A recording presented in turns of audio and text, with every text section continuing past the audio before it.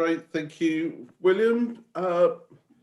Good evening, everyone. Are we live now, William? Yeah. Yes, we're on live stream. Can I just confirm with Daryl? Yes, I've just gone live. Great, thank you. Thank you. Good evening, everyone. Welcome to this virtual Hitchin committee that's been conducted with members and officers at various locations, communicating via audio, video, and online. My name's Ian Albert. I'm chair of the Hitchin committee. Before the meeting starts, I'd like to invite the committee member and scrutiny officer, William Edwards, to explain how proceedings will work and to confirm that members and officers are in attendance. William, can I hand over to you? Thank you very much. Please note that this meeting is being streamed live onto YouTube and recorded via Zoom.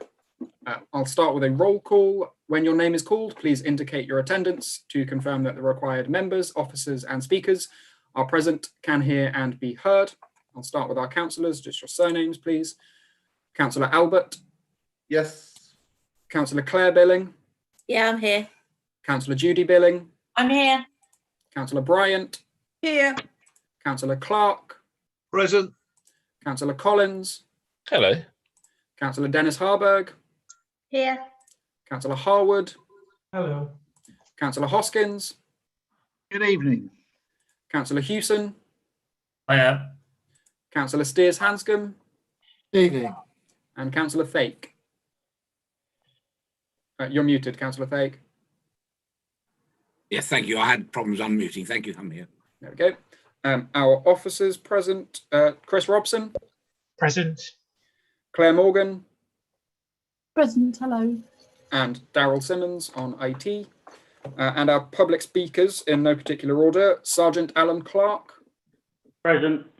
Tom Hardy. Yeah, hello. Alethea Mashiri.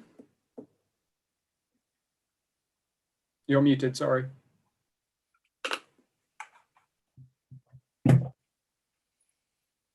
Present. Thank you very much.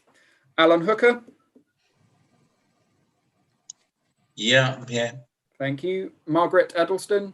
Yes, good evening. Bernard Edelston. Yes, good evening. Rosie Waters. Yes, hello. And Keith Birch. Good evening. Is there anybody else present that I don't have on my list? Fantastic. Thank you very much.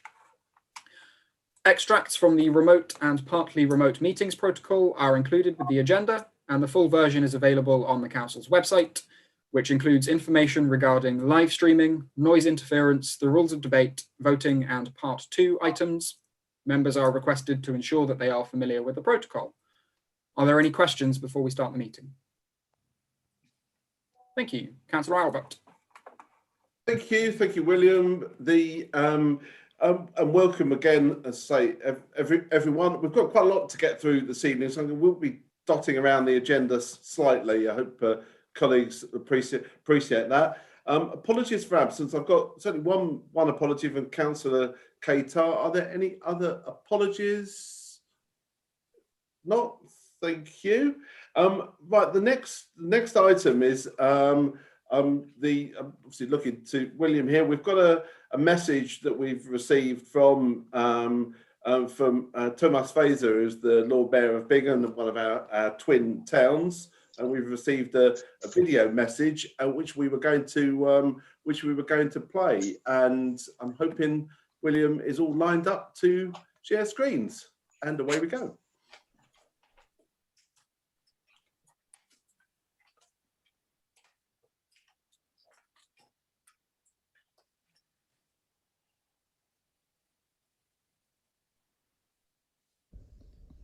Liebe Freunde aus Anamur, Kutna-Hora, Hitchin, Venere-de-Lom, Nuser-Sorge, Brisseren und natürlich auch Verona. Vielleicht erinnert ihr euch, im Fotoalbum vom letzten Jahr konnte ihr ja sehen, dass wir uns noch gemütlich und gemeinsam und vertraut treffen konnten. In diesem Jahr und im letzten Jahr war das alles anders. Wir sind gefangen in der Pandemie und wir müssen Geduld haben, dass wir wieder zusammenkommen können.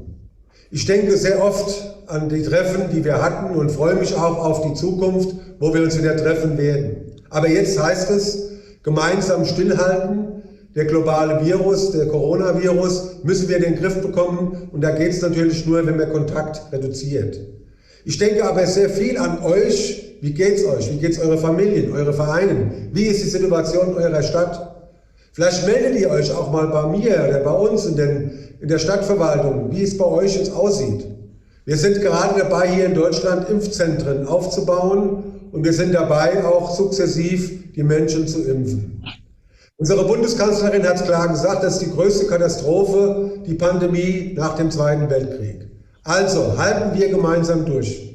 Ich hoffe und freue mich jetzt schon, dass es uns wahrscheinlich gelingt, im September bei unserem Winzerfest, dass ich die einladen kann, dass ihr wieder kommen könnt und dass wir vertraut zusammenkommen können und die 60 Jahre vom letzten Jahr, die Partnerschaft Nusa-Saar-Spingen feiern können. Ich grüße euch ganz herzlich von den Bingerinnen und Binger meiner Stadt zu euch, zu eurer Stadt. Meldet euch, bleibt gesund. Thank you, William. And also I've got a message just I'd like to sort of share back from myself as chair of the committee and also from the Hitchin Town Twinning Association, which David Neil Bennett is the chair. And dear Thomas and all our friends in Bingen, the committee and all members of the Hitchin Town Twinning Association, indeed all of us from Hitchin, wish you and all our friends in Bingen the very best in these uncertain times. It's been a very difficult year for everyone, and even now it's hard to plan ahead. But we're hopeful that later in the year, it might just be possible for some of us to meet up. So let's be positive. Now that the UK has left the European Union, we feel it's even more important that we continue our links with our European friends and that we extend those links to younger members. We're sure that doing this will ensure the continuity of our links and more friends made. Tonight, actually, the Twinning Association is also meeting via Zoom, and they'll be discussing these and other options with a view to rejuvenate the association. And we're pleased that myself, as chair of the Hitchin Committee, as a member of the Town Twinning Association, and with my colleague, Councillor Collins, and we're going forward, we hope to work closely with the committee and councillors here. Thank you so much for sending the video link, and we all look forward to seeing you in the future. And I know on a personal note that the Twinning Association would like to thank you, Thomas, for all that you've done for the association, and look forward to welcoming you and many people from Bingen back in Hitchin as soon as is possible. Thank you very much. Sadly, that wasn't in German, but I hope that your committee will share that note. And I think appreciate both from our friends in Bingen and our friends in Nuit Saint Georges the importance of continuing the links with both those towns. And so obviously so I hope you found that as helpful.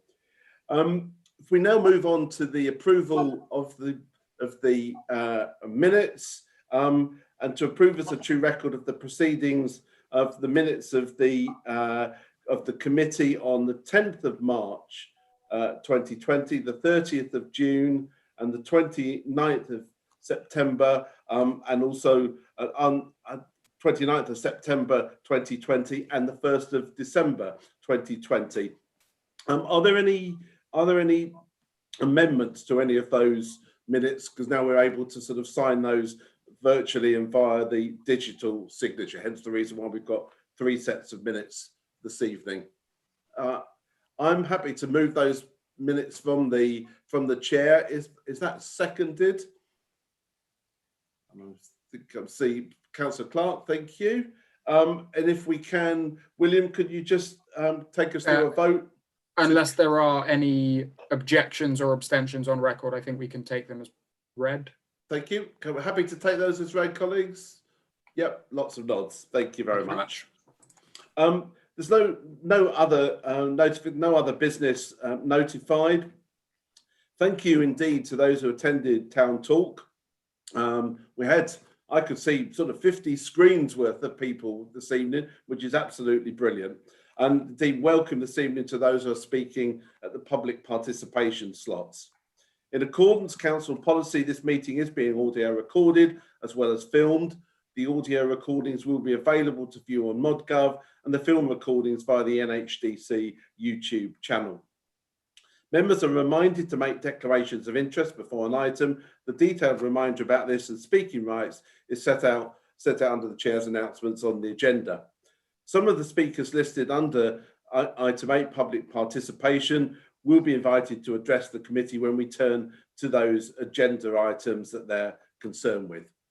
Now, the first item this evening is someone that really much like to welcome to the meeting is one from the neighbourhood police team, Sergeant Alan Clark. Alan, unfortunately, I think it's unfortunately, is able to join us on Zoom. So he's actually calling in this evening to present his update, and would then be open to councillors to ask him questions and make comments. So, Alan, thank you very much for coming. Thanks for your time, and over to you to present your update. Welcome.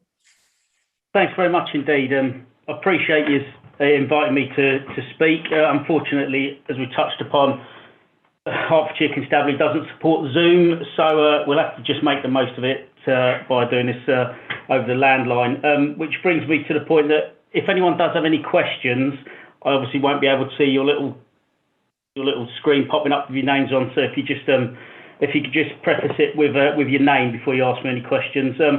What I propose to do, and I won't take up too much of your time, is just give you a brief overview of the team here at the Hitchin Urban Neighbourhood Team. Also a breakdown of what priority crimes have happened over the last 12 months and how they compare to the year previous, and then just touch upon another couple of little bits and bobs. And of course, any questions either along the way or at the end, please feel free to ask. A little overview of our team. The team for the Hitchin Urban Safer Neighbourhood Team is made up of an inspector, one sergeant, myself, 5 PCs and 4 PCSOs. We're overseen by Chief Inspector John Roche, who's new to that particular Chief Inspector role. He's been in post since January, and I'm sure some of you will have had occasion to have communication with him, and I'm sure most of you will do so over the coming months. Down to the crimes that have happened over the last 12 months. First of all, looking at all crime.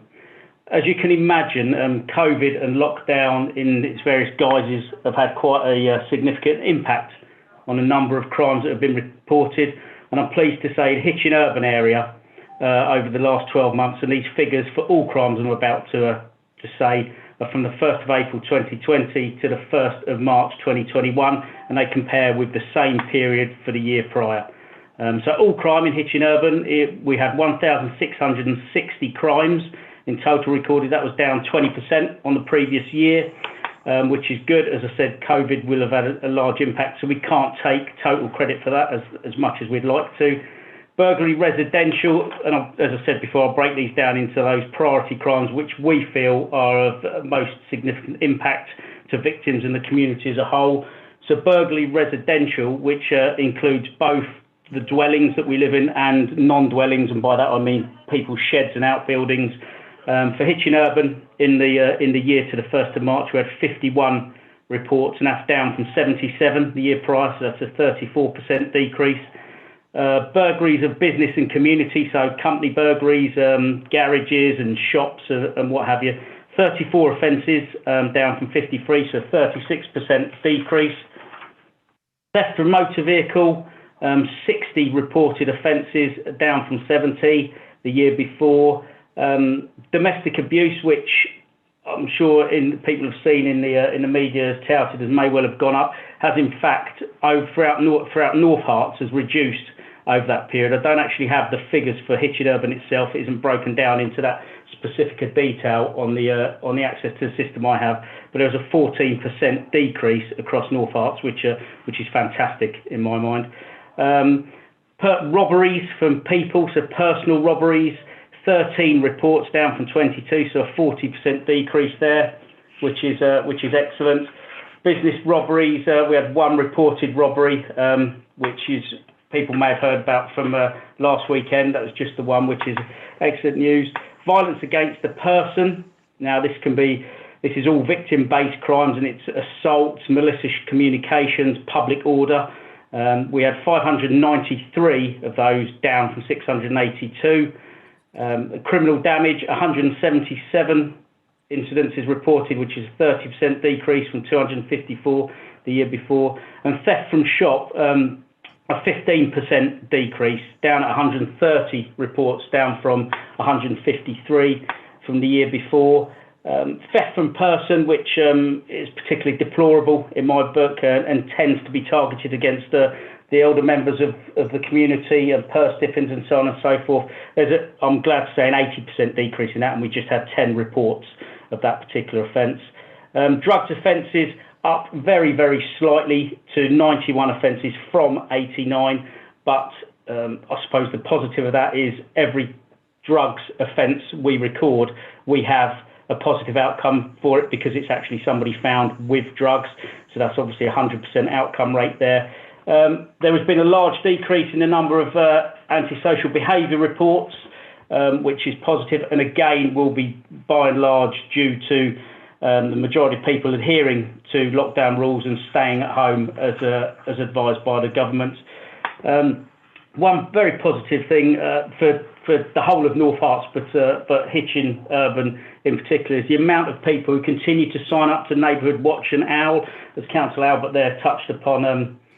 We've been using OWL to pass out messages for various things, and it is an extremely effective means of doing so and keeping the community appraised of what we're up to. And at Hitchin Urban, we have 4,550 members of that, which is approximately, and my maths isn't fantastic, it's approximately 25 to 26% of all households. Finally, our priorities, which over the last 12 months, the priority setting forums have had to go virtual, which for me going forward, I think is a positive thing. It does mean we can hopefully offer them both face to face, in person, and also virtually, so we can garner even more opinion and concerns from the communities we serve. The most recent one of those was in December, and at that, as a result of that, the two priorities of speeding and drugs relating and associated ASB, so speeding and ASB/drugs were set as the two priorities for that. The next priority setting forum will also be virtual, and that will be the week commencing the 12th of April. And everybody who's already on Neighbourhood Watch and OWL will receive an invite, as we will also pass links and invitations out through our various other social media outlets that we use.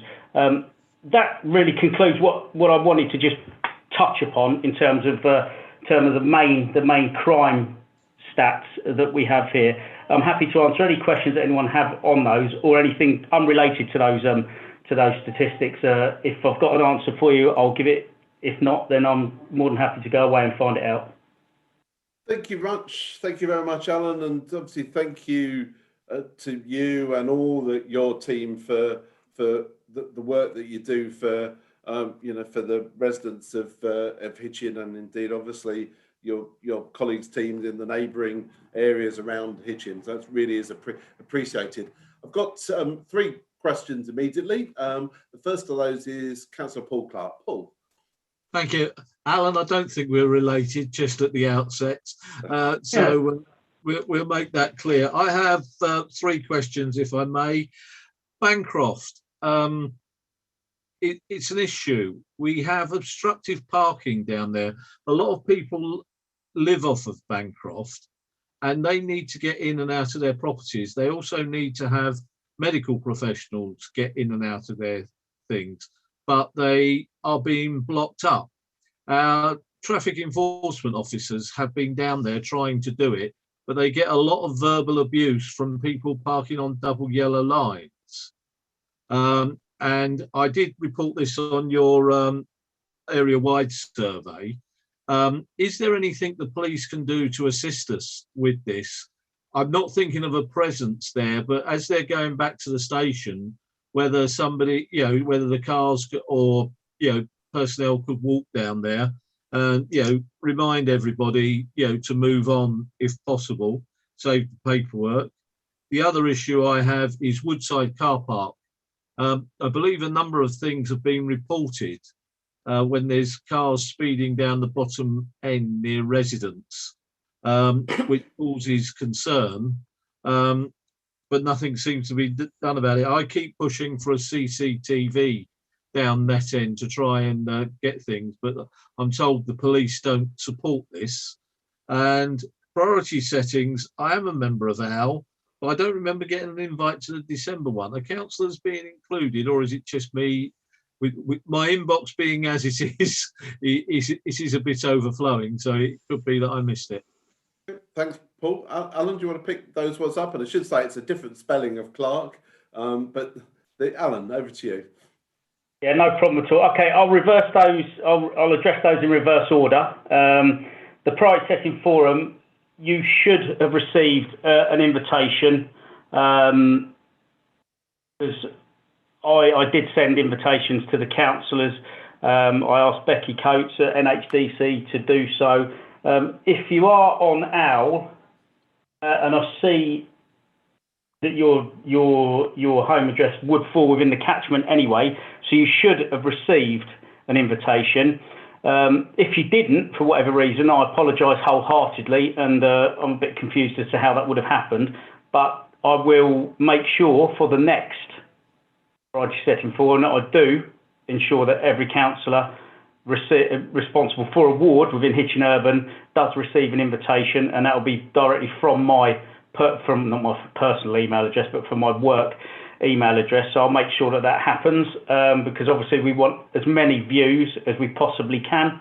Woodside car park, car speeding, particularly down the bottom near the residents, CCTV, we don't support it. I wouldn't say we don't support CCTV. I'll support anything that we potentially could use in order to gain evidence against somebody committing any offences that we could potentially take enforcement action on. I'm happy to discuss that and have a look at that outside of this meeting, by all means. We do work with our colleagues at NHDC who have access to CCTV cameras for ASB and the like. I'm happy to review numbers of incidents and see if there's any feasibility of that. I'll put the caveat in there that it is obviously demand related, because we do only have a finite number of pieces of equipment to deploy at any one time or any locations, so they all do need to be taken on individual merit. Bancroft, yeah, parking. Parking is an age-old issue, and I don't ever foresee that it will change. I'm happy to instruct my team when they're on foot, and they do walk to and from the town centre on foot, if they see anything that is a blatant breach of parking, to point it out.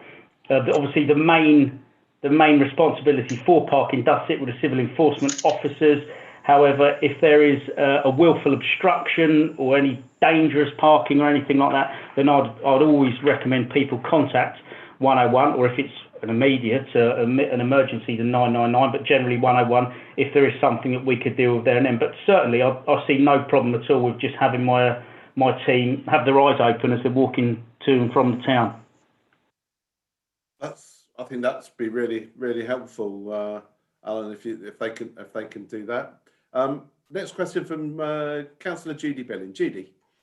Thank you. I spent quite a lot of time between May 2019 and when all this kicked off, working with Sally Phillips, persuading her, maybe, certainly lobbying, to go back to those priority setting meetings being real meetings with members of the public in the different locations around the district. And we just started doing that. We'd had a couple of good meetings in Hitchin when the pandemic hit. Now the word, Sergeant Clark is using the word virtual for those engagements in a way that I don't completely understand, because virtual used to mean something different from what it means now. Now we can be virtual, but have lots of people meeting together and talking to each other, as we are this evening. So can I just ask for clarification about what Sergeant Clark means about a virtual consultation in April? Will it be on a big Teams or Zoom meeting where we can all chat together about the things that are worrying people? or does virtual in this case mean filling in a form on the OWL site? Because I'm not clear and I've got a very strong preference. Okay, but from the question, I can probably sense what your preference would be, and my preference would probably be the same. I would love to commit now to say yes, we could have a Teams meeting and we could invite as many people as possible. The logistics of that, I don't know. It's something I could look into. I'm extremely technologically defunct, unfortunately, but I can certainly ask that. But the intention at the moment is to use the OWL survey and to request information come to us via our Echo account. But that's not to say that's exactly what will happen. It's a little way away yet, so it's something I could look into. But like I say, I can't commit to saying yes. I can invite however many people over Teams. I would love that. I would rather sit in a room with people, because that's how I prefer to look at people when I'm talking to them. But unfortunately, if that's not possible, then my next preference would be a Teams.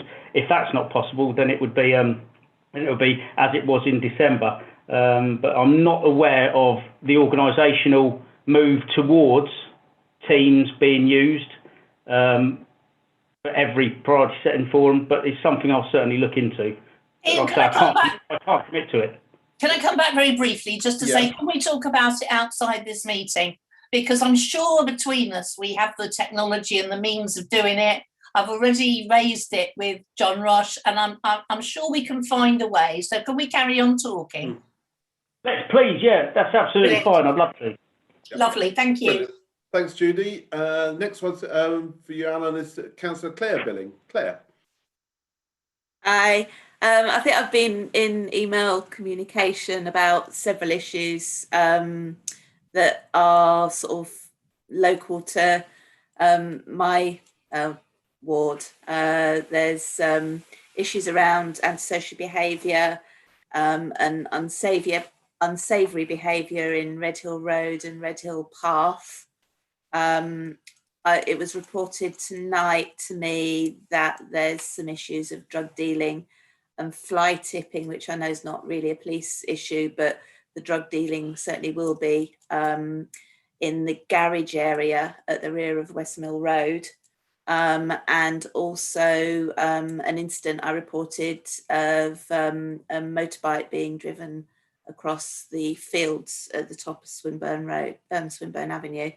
I know you can't really sort of give me the responses to those incidents, and it'd probably be better if we had a conversation anyway about, ways of working. Could I just request that we have a meeting to discuss those issues soon?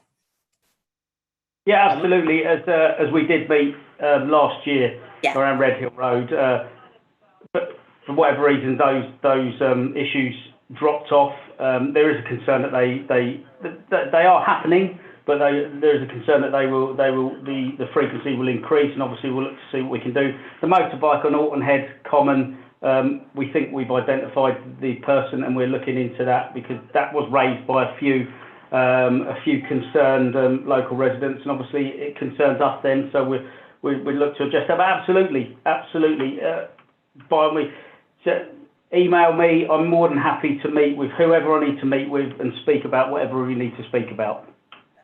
Thank you. Lovely, thank you, Claire. And next one's from Councillor Richard. Richard. Yeah, thank you. Can you hear me? Am I live? Yes, you are. Thank you.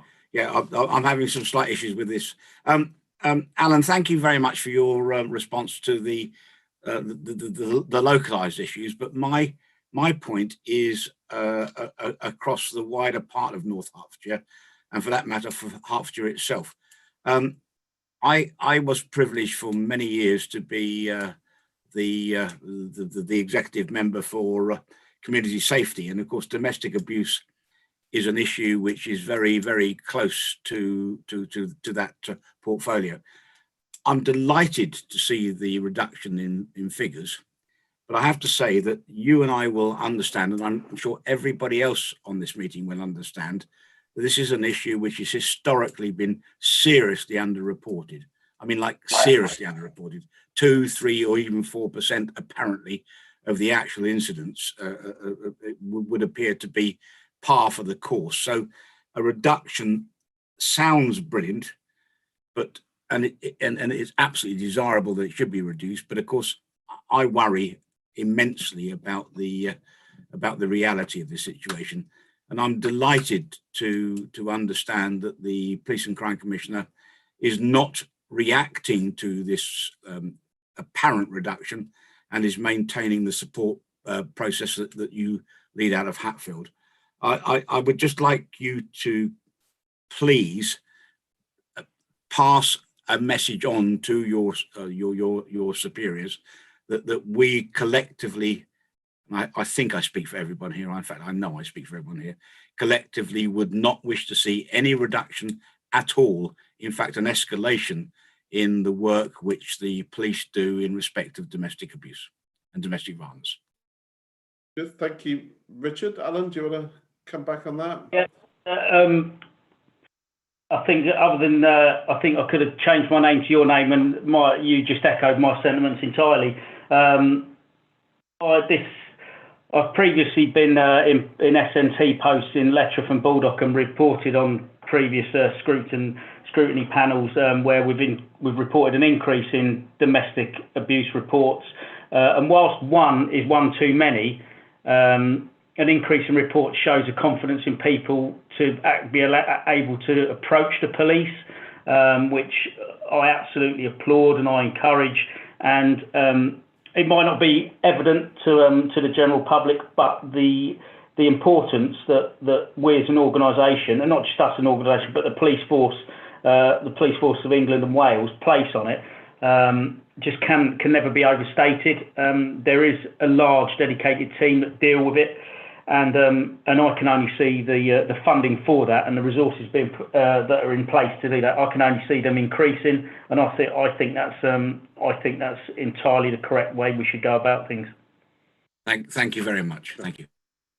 Cheers. Thanks, everyone. That's all the questions we've got. Thank you very much for your time this evening, Alan. I know that we'll no doubt obviously to have further discussions around the priority setting.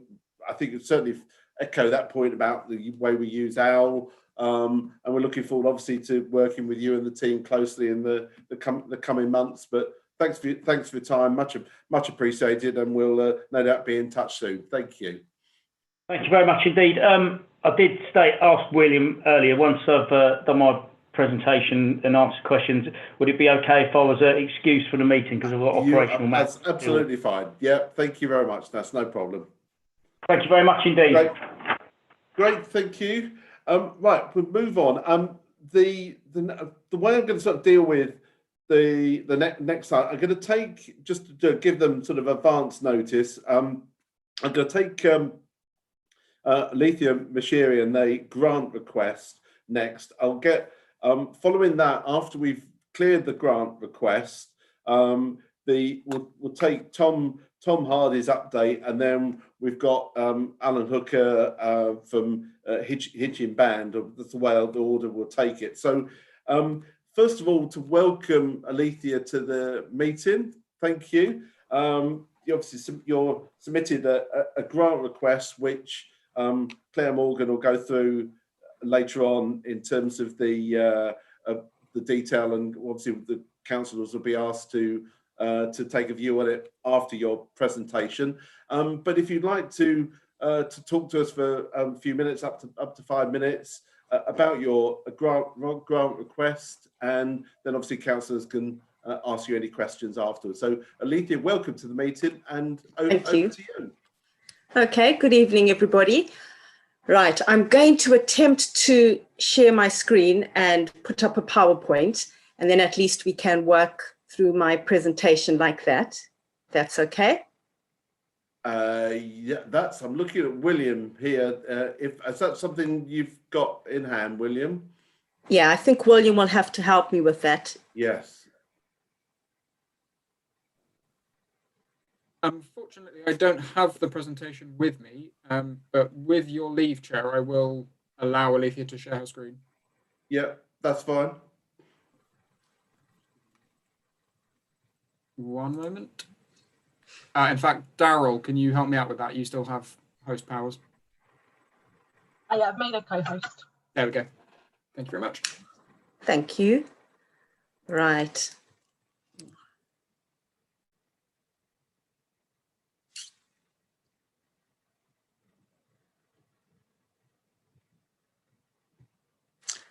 Okay, can everybody see that? Yes. Okay. Right, so just to introduce you a little bit to our project, we have a community garden in on the Westmill Estate, Burford Way allotments, where we've been running children's workshops and volunteer sessions for people.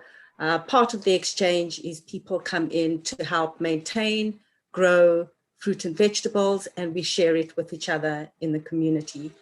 One of the things that we try to do, it is a permaculture project, is we've got certain values we stick with: caring for the earth, caring for people, and sharing the produce, which tie in quite nicely with North Herts District Council objectives. While being welcoming and inclusive, building thriving communities, meeting challenges in the environment, and enabling enterprise. So what we're trying to do is very much what the council is trying to target in communities.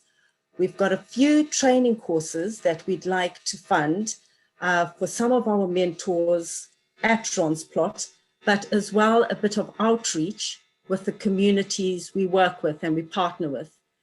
So especially right now during COVID, where we can't meet in one place as easily, one of my ideas is to actually have mentors out in the community trained that can work within their school community bubbles, and at least they'll be able to keep on working in that way. So we've got an introduction to permaculture with children course, and then a permaculture design course for educators, and then a couple of regenerative neighborhoods and urban design courses that we're looking at. So we're busy negotiating with those groups at the moment, different fees they'll charge us for working with them and putting on the courses. I'd like to say as well, a big thank you to North Herts District Council and Councillor Judy Billing as well for contributing to our nice new greenhouse that we've got. So at least we've got an indoor space that we can grow in and do our potting up in as well, and a bit of a social space that we just had built the last couple of months. And yes, so our rationale for, as I said, training up various people is that we can be able to use our project as a demonstration of correct practice, while at the same time enabling schools and other communities to be able to do the same within their own bubbles and their own gardens.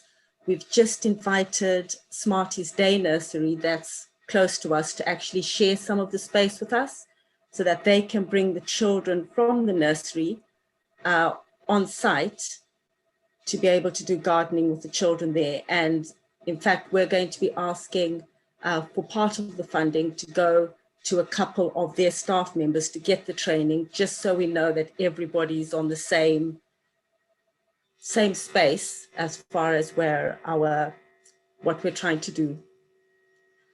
Yes, and long-term impact of that is if we give children this holistic education, it can carry them through to adulthood, preparing them for adulthood, and just help improve their own sense of well-being, physical health, so that even as adults, they'll be able to keep to those values and also share in their communities. I'd like to share with you one of our adult volunteers that we have, just to say the sort of impact we have in the community. And this is Mark, who's been with us for 2 years now. He comes over on his bicycle from Letchworth. A little testimonial he wrote, just saying how much the project has meant for him, coming to volunteer with us, especially now during COVID. We've been running sessions according to the guidance. So either when we had rule of six, and now we stagger our volunteer sessions, so we only have 2 people on site at the same time. And again, it's a very safe situation to work in. We're out in the open, mental health, well-being, and also learning and contributing to something like that in the community. And again, just a big thank you to North Hearts District Council for supporting us in what we've been doing so far. And yeah, if anybody has any questions. Yep, yeah. So thank you, Letha. Can we, if we could stop doing the screen sharing now, thank you. Right, open to councillors for questions for Alethea. Any questions? Claire Billing. Not really a question. Just wanted to say thanks a lot for all the stuff that you do at Ron's Plot. I see a lot of your posts on local Facebook groups saying about all the different things that you're doing and all the vegetable that you have available, and it's great the work you're doing. I just wanted to thank you.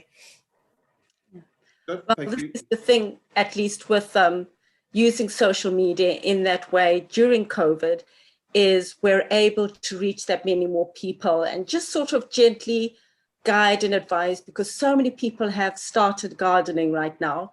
They may not have all the tools and skills, but being able to share what we're doing in real time from Ron's Plot. We've had lots of feedback back from the community as well, people donating items. So it's worked really well. Community is that much bigger. Thank you. Richard, Councillor Richard Tate. Just honestly, it's not a question, just to say tremendously well done. I mean, there's a confirmed countryman. My lady wife and I spend many hours in our allotment, and I've got to say the work that you're doing there is just wonderful. And carry on, please do carry on. Thank you. Thank you, Richard. I can't see any other questions. So what I'm going to do, thank you very much, Alethea, for that presentation. I'm going to ask Claire Morgan to make the recommendation on the and update us on the grants and the grant request. Claire. Thank you, Chair. I'll just quickly go to the part of my report, item 10 in the report, financial implications, just to let you know how much money is available to spend. You started off the year with £11,000. So far in grant funding, the committee has allocated 6,465. So at the moment, you've got 2,535 to spend. And this is the last meeting in the financial year. So if the committee agrees this grant of 1,070 to getting routed for the Ron's Plot project, then you will have a carryover of 1,465 to go towards grants in the next financial year.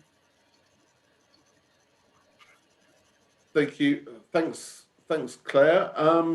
Right, so any discussion from councillors around that? If not, can we move to the vote on that recommendation? William, do you want to just take us through the vote on that? Thank you, Chair. On the grant application, we'll take it by parts. Could all members voting in favour use the raise hand tool?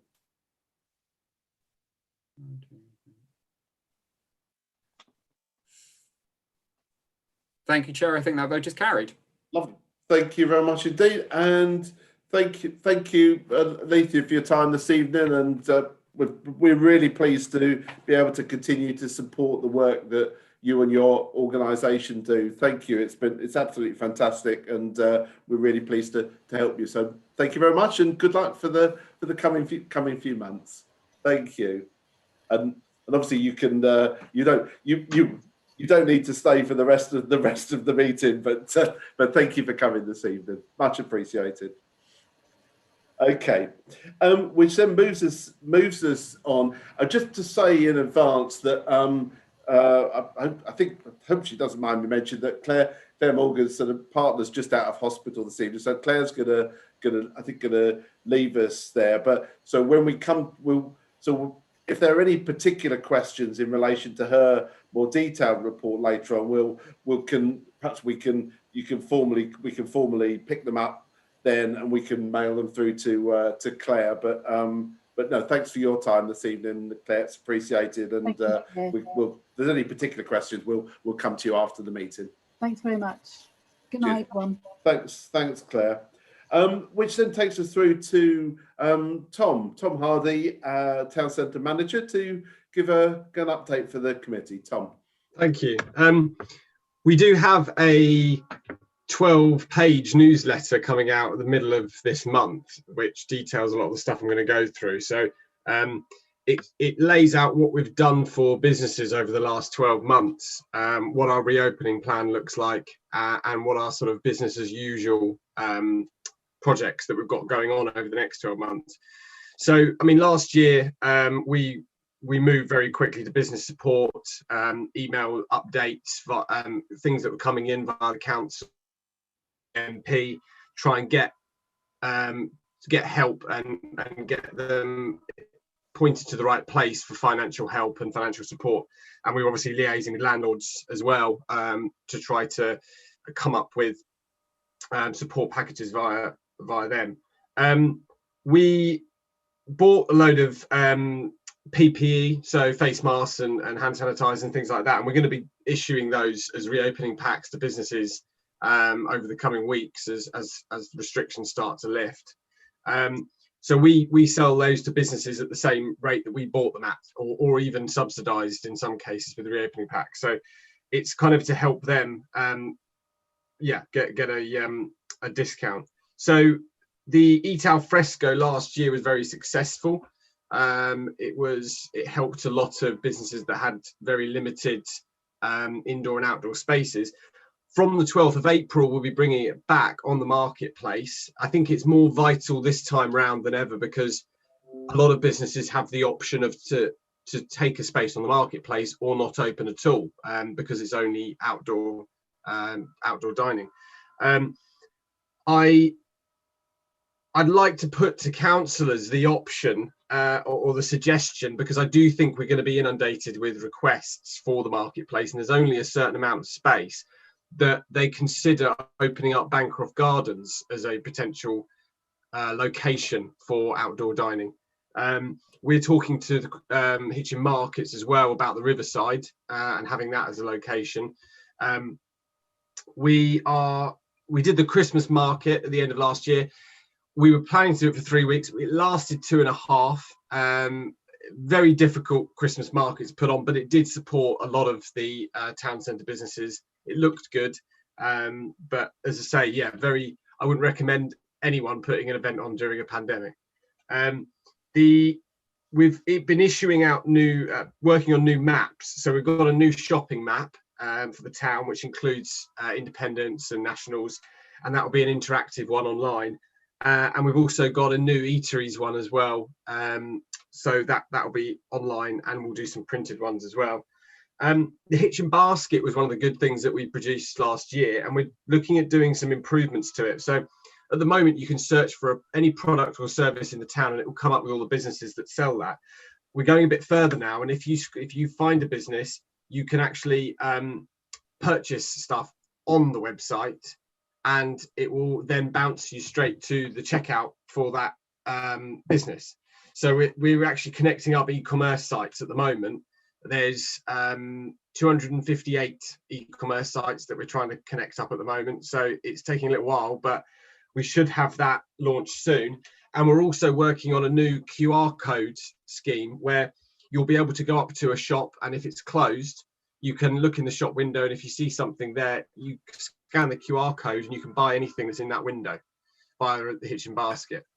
And we can do late night window shopping using these QR codes. It's a great time to start doing that, because obviously track and trace means everybody's got access to QR codes now. So it's a good time to do it.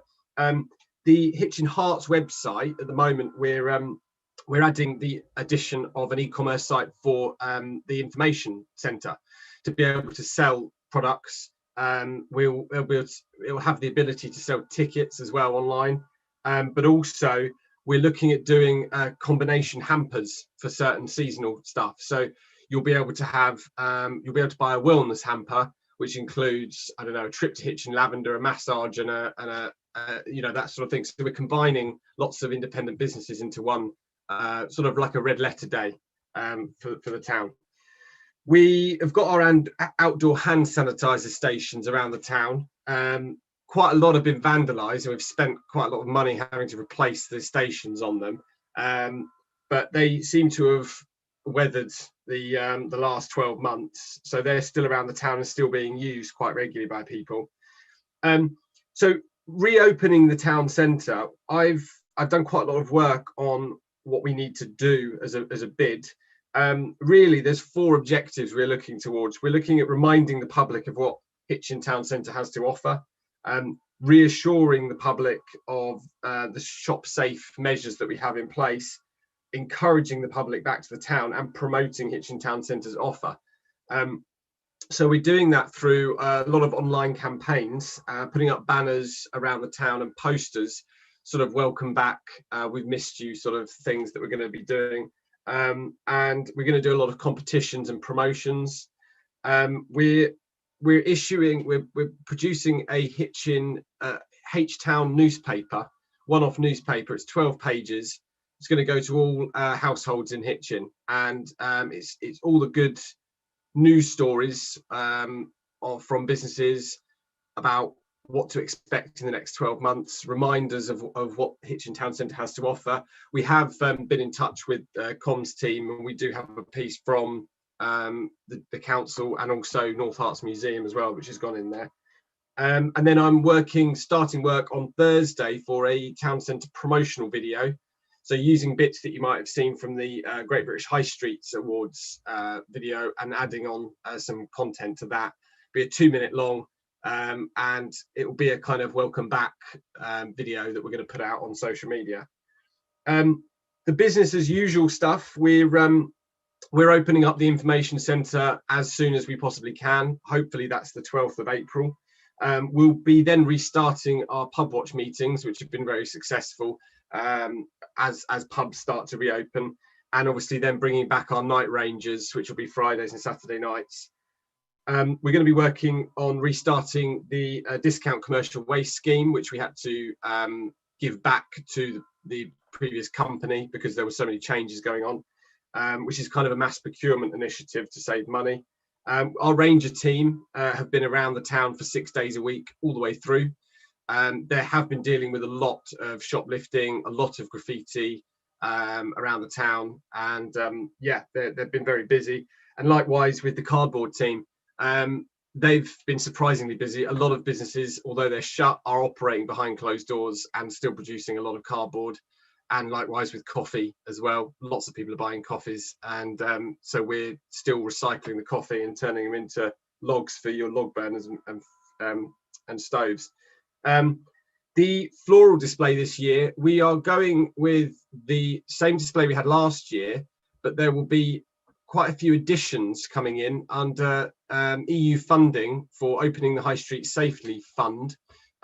There's, to promote social distancing, we're actually getting some more planters being placed in the marketplace and the high street. They're wood planters. We're working with the Economic Development Officer at the moment on where we're placing them and how many we're getting.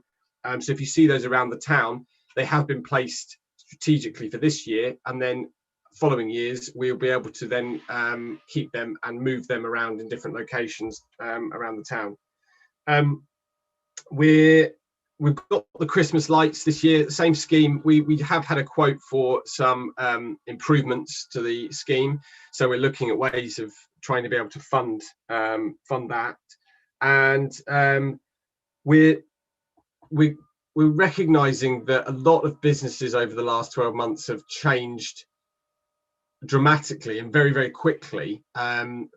Whenever new announcements come out, I found that you kind of underestimate the amount of work that has to be put in for a restaurant to become a delivery, and lots of other different changes. So we're going to be running a H-Town Awards this year. It's going to be starting on launching on the 1st of June, and it's really to recognise the resilience of businesses, and there'll be the award stuff like customer service in there, but it will really be trying to recognise those businesses that have really pushed through over the last sort of 12 to 18 months. It will be by public vote, so we'll be doing a lot of stuff on social media, and obviously by the 1st of June businesses will be open and be able to get on board with that as well. We are doing an audit of the town of what bollards and electrical cupboards need repainting, and we're getting a team together for the whole of April to do a spring cleanup of the town. So we're looking, we did that last year. We did some of the bollards in High Street, so we've got the paint and bits like that. So that will start for the whole month of April. So if you know anybody or know any community groups or volunteers that might be interested in helping with that, please let me know. I'm going to be restarting the next few months free business training. So things like first aid, fire marshal, but then also social media, marketing, website design, things like that. And I've also joined the Hitchin Markets board to help them with working with the council on some of the repairs and improvements that we're trying to push forward to get the market ready. They're quite hopeful, Hitchin Market, that it's going to be successful when it can reopen properly. I think they've found over the last 12 to 18 months that they're getting a lot of new traders coming in that may have gone to festivals, or people that may be out of work that they're trying to start up new businesses. So it's actually a really vital tool now for people that want to try out products but don't want to sign a 3-year lease. So it seems to be going quite well. This year we're not going to be running any large events until June. We're obviously working with Hitchin Festival on the month of July and what that entails. And I've been working with Keith on the Dell project, hopefully pushing that forward with the open air theatre. We're going to have quite a few street days going on, as we have done before. They've been quite successful. We have the Hitchin Beach in the marketplace in August, the Food Fest in September, the French market in October if they can get a visa, and the Christmas market in December, which will just be for Hitchin town centre businesses again, retailers to come in. So I did some numbers for last year, for 2020, and we lost 17 businesses in the town centre in 2020, and we gained 18. A few new ones that are coming in or have just recently come in. So Biggie Best is a high-end furniture place that's coming into the larger unit of Hawkins, which is being split into 4 units. Alexander Lewis, his new estate agents, has come onto Bancroft. The law firm, New Home Essentials business, which is going into where Henderson's used to be. The Pear Tree, which is on Queen Street, that's taken over from the Playhouse Cafe. And Cloud9 Baby, where Ladbrokes used to be on Bancroft. That's opening up as a baby, prams, things like that. I think I've sped through that. I think that's pretty much it. There was one last thing. We're having some issues at the moment with a guy that's turned up with a cart on the marketplace selling dumplings, and he has a peddler's license, which means that he his license falls under the police. We're having some concerns that obviously we don't want to set a precedent for people coming on with all sort of anything with wheels to be able to sell on the marketplace. He has a lot of queues then, people are buying food from him and sitting down in the marketplace. I've spoken to the police, I've spoken to licensing, environmental health, and really there's not a lot that they're able to do. So he comes in on a Friday. My concern is that in 5 weeks' time, when we've got the al fresco starting up again, that's going to be a big issue. But the main thing is, at the moment, it's quite a difficult situation. Yes, he's only there 1 day a week, but I just don't want that to set a precedent for anybody to go and get themselves a peddler's license of £20 and from the police and go and start trading around the town. Okay, well, thanks for that. Thanks for that, Tom. And perhaps we'll come back to that last point. But I've got Keith Hoskins first hand up. Yeah, thanks, Ian. I just really wanted to say congratulations to Tom, because it's his 3rd anniversary as town centre manager as of March the 1st. And how grateful I am to him that I retired 3 years ago.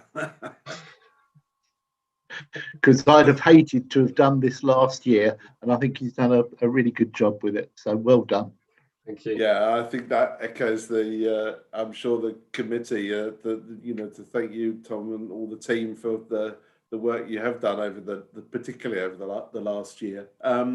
Elizabeth, Councillor Dennis Halsboth. Yes, thank you, Chair. So, Tom, you've said that obviously we know the coffee shops are open, they're working, and you're using the grounds for coffee logs. One thing that I've noticed in my portfolio is that we're seeing a lot more coffee cups as street litter again. And obviously the pandemic meant that a lot of places stopped the sort of push and the transition towards reusable. I'm looking at ways that we can get this moving again. I'm having internal conversations at the council around our possible campaigns, and I'm waiting for feedback from environmental health on this. I know in the past the bid office had the reusable cups and was obviously supportive of the refillable scheme. Have you got sort of any plans around sort of reintroducing that particular waste reduction agenda? And if not, can we have sort of conversations offline to develop things further as and when environmental health give me the go ahead? Yes, we've got a load of reusable cups now that we've just ordered, Hitchin ones. So we've got those for sale in the information centre. There was a refill reuse campaign, and a lot of businesses in the town still offer a discount if you bring your own plastic cup. So maybe that's something to re-audit and then re-promote as well around the town. Yeah, that's a good idea. Councillor Harwood, Simon. If I remember my licensing training, the peddler's license is quite an unusual one. Obviously, Tom, as you're looking into, but I understood that the peddler's license actually just allows you to sell door to door. And if you have a pitch, as it would be in the market stall, you still need local authority permission in order, because that's then a street trader's license rather than the peddler's license. So I would check, but I don't believe a peddler's license allows them to trade on a pitch in the marketplace. They do need to keep moving. That's the key for a peddler's license. So how does he sell if he keeps moving then? Well, exactly. So he did get approached by the police, and he told the police officer, "Well, I'll move a foot every half an hour then, if that helps." Well, so to be more proactive, I don't believe that he can set up a movable pitch or a pitch within an area unless he has permission from North Hearts District Council to do so. So I do actually think he's probably breaking the law. So I think we probably do have legislative powers to move them on in that sense. So I guess the administration, we could do something about it if that is causing you a problem. I think he's probably playing aspects with the law, because I don't think he's allowed to legally trade without a street license. I think what we'll perhaps do is, perhaps obviously, Keith, we could take this up with officers separately. We could pick this up, Tom, and liaise with you around the rights and wrongs on this. So let's take this one away. But thanks, Simon. That's points well made. Thank you. Conscious of time, are there any? Can't see any other questions. So thank you very much, Tom, for that update. Much appreciated. And I'm sure we'll obviously, when we next meet in June, we'll obviously have some more details about how the festival's going, the town centre opening, and so on. But good to continue working with you, and thanks for your time this evening. Much appreciated. Thank you. Thank you. Right, let's move on. Our next sort of presentation is from Hitchin Band, and I'd like to welcome Alan Hooker and Keith Birch to the meeting. Alan, yeah, good evening. Thanks for the invite. If I could pass it straight on to Keith for the presentation, as he wrote the presentation. Fantastic, and obviously committee members will have an additional paper in your packs about Hitchin Band. But Keith, over to you. Okay, thank you very much. You've got the paper, and really all I want to do is a quick summary of what's in the paper. So July 1866, the Herts Express and General Advertiser ran an advert for respectable young men to join a brass band formed in this town of Hitchin. And 155 years later, barring a couple of world wars and a short break for COVID, we're still here. And basically, we still do a lot of what we did then. We play concerts and events, royal visits, high days and holidays, represent the town, and we take part regularly in the rather peculiar competitive world of brass band contests, and we have a fair degree of success in doing that. A few things have changed over the years. We now have a rather more diverse band. We've got currently 35% of the senior band are ladies, which is somewhat closer than it was, still room for improvement. And we have a significant number of younger players in the senior band still, which rather balances out the representatives you've got here tonight. So we've got players from 16 to 71, which brings the average down to about 42 for the band. Over the last 15 years, we've had probably the greatest period of success that we've ever had with the band. As far as the quality of the band is concerned, we've reached the championship section, which is a big thing in brass band world. And we hope that some of you will have attended our popular concerts at Hitchin Festival, where we've played in the town, where we've played in the church, and our yearly performances of the Snowman over the last few years, which sell out around 1,200 tickets each year, and they sell out in August within a couple of weeks of going on sale. Most important, I think, in 2009, we formed Hitchin Youth Brass Band, and we've taught children from ages 6 to 16 ever since. We go out into schools, we do outreach work, we pull people, advertise that we're there. We provide the loan of instruments and tuition, for which we charge a subscription of about £1 a week, to try and keep that as accessible as possible. And we're very proud that 5 of our youth band players have progressed to become members of the senior band, and others have joined our community brass, which we formed in 2017 to give an outlet for players of any age, any ability, who just want to make music in a non-pressure manner. And it's fulfilled its aim very well of bringing people back to playing that had given up years and years ago to have families or whatever. So why is this important and why is it relevant? Well, first, we hope that we provide entertainment and our audiences enjoy what we do. For the town of Hitchin, the band represents the town in performances around the country, abroad. We travel to Germany and we've travelled to France over the years.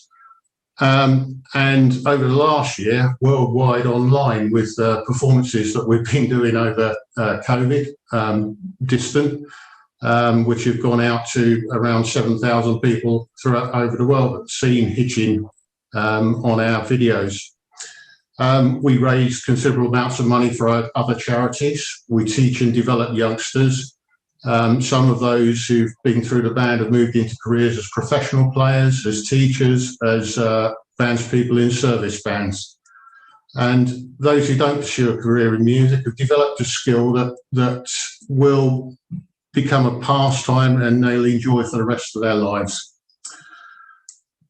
Youngsters learn self-discipline, self-organisation. Many become involved in planning and organising events. Events like the Snowman take an awful lot of work, and we have youngsters working on that with us to set it up.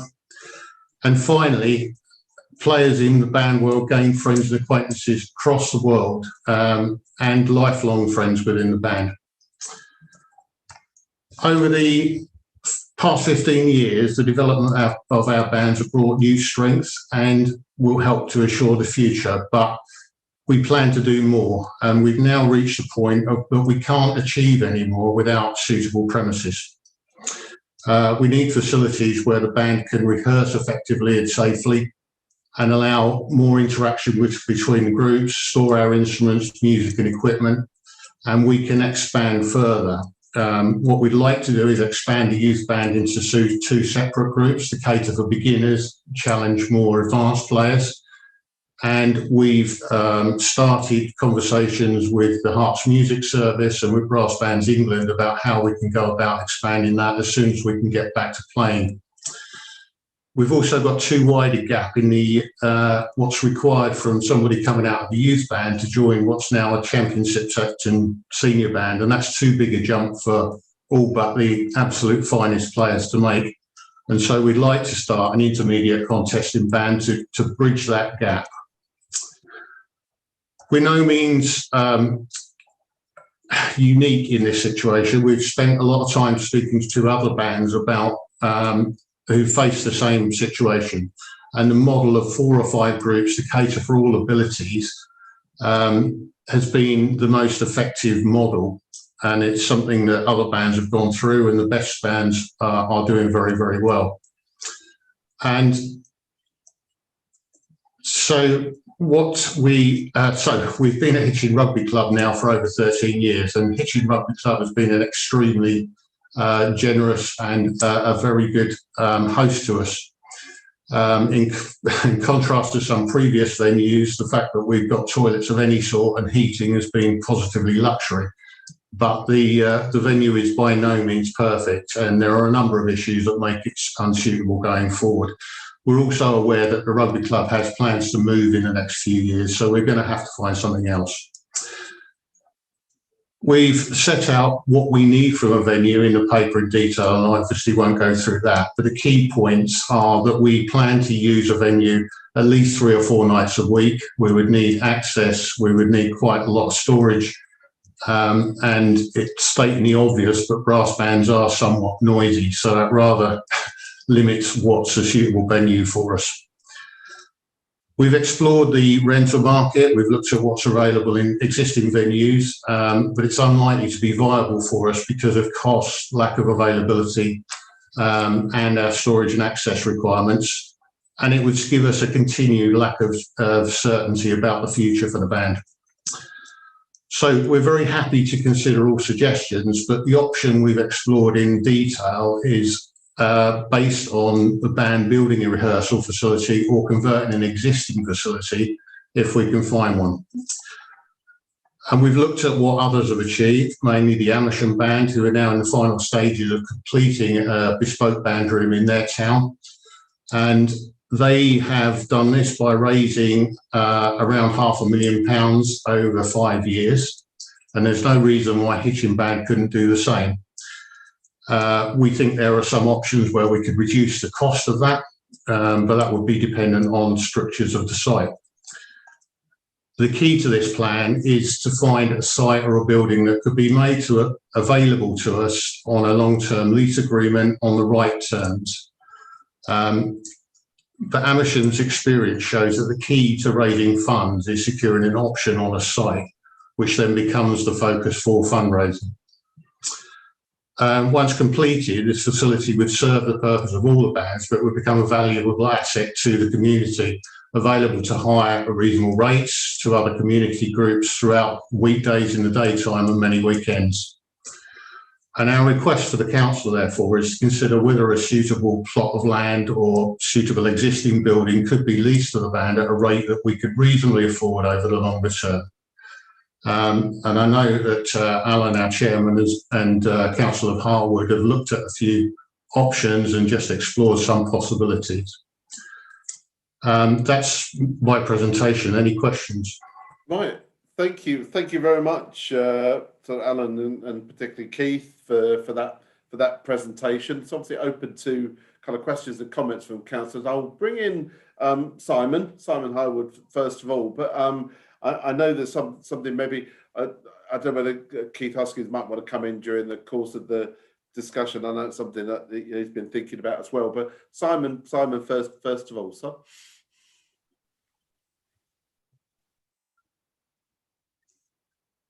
Right. Simon, you're on mute, or you've frozen. I think Simon has frozen a bit like earlier. I think. Simon, can you hear us? Oh, there. Yeah, so sorry. It seems every time I come to ask a question, my internet cuts out. I have no idea what that is. It's serendipitous. Anyway, look, I just want, before I lose my internet connection, I just want to say, as the council's representative to Hitchin Band and serendipitously also one of the council's representatives of King George V, it has actually been a pleasure to work with Alan and Keith and the team. I think, as you can see from Keith's presentation tonight, a very thorough and very professional organisation, as you will also see within the business case that's been submitted. I obviously have been in discussion with Councillor Hoskins. I think there's a number of options we should consider here, but I would just really endorse, thank you, Chair, for allowing the band to present tonight, but I'd also really just endorse to colleagues. I think this is an amazing outfit, a large organisation, and adding huge value to Hitchin, again, along with that professionalism that they bring.